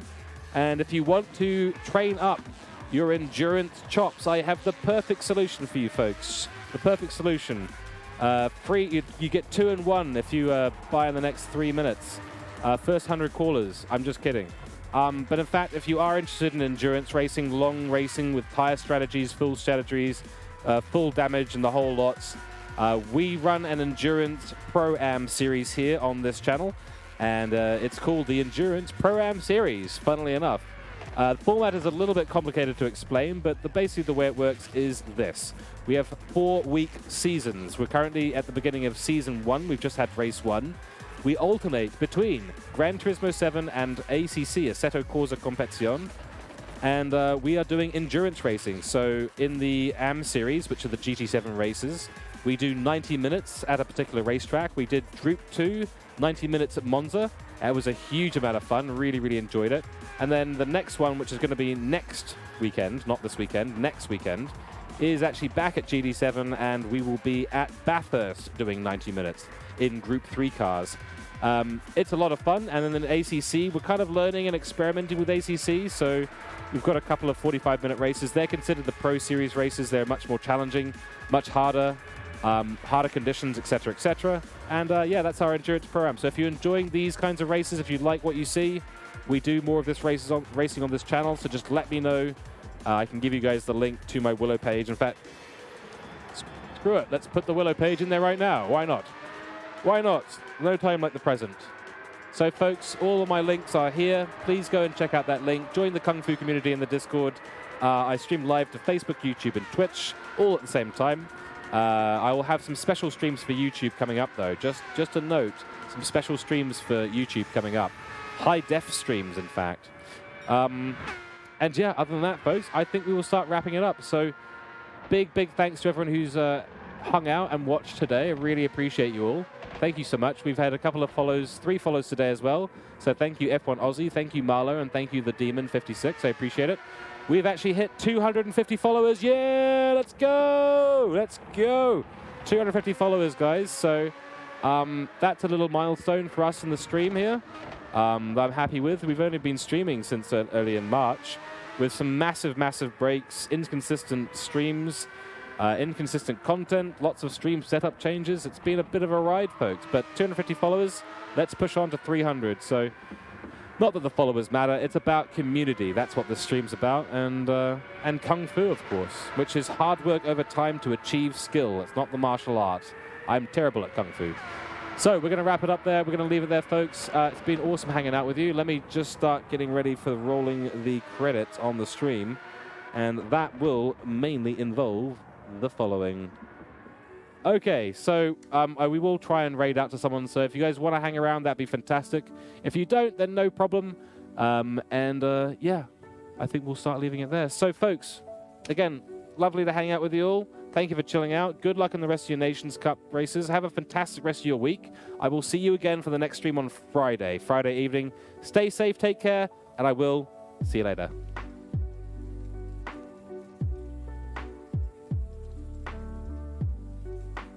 And stick around for the raid, folks. We will do a quick raid out, and I'll figure out who that is now. See you, Gav. Good racing with you, man. See you, 30. Have a good one. Marcus, have a good one, mate. Liam, have a good one. The Demon, have a good one, dude. And everyone else who's been on the stream, thank you again. Really appreciate it. All right, let's see who is streaming some GT7. You know what? The Kenty himself is actually streaming. So why don't we go and raid the Kent? I'll leave you guys with some amazing, cool stuff going on.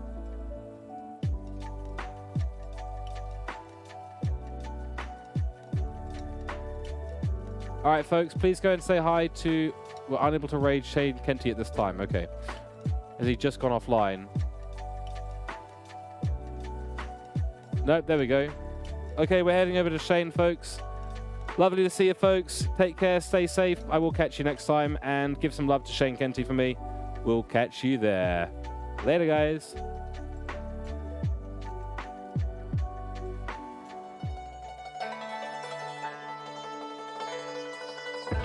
Oh, we just got another error.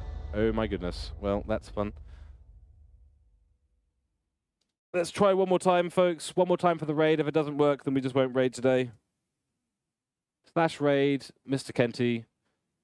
Let's try it one more time. If this doesn't work, then I give up.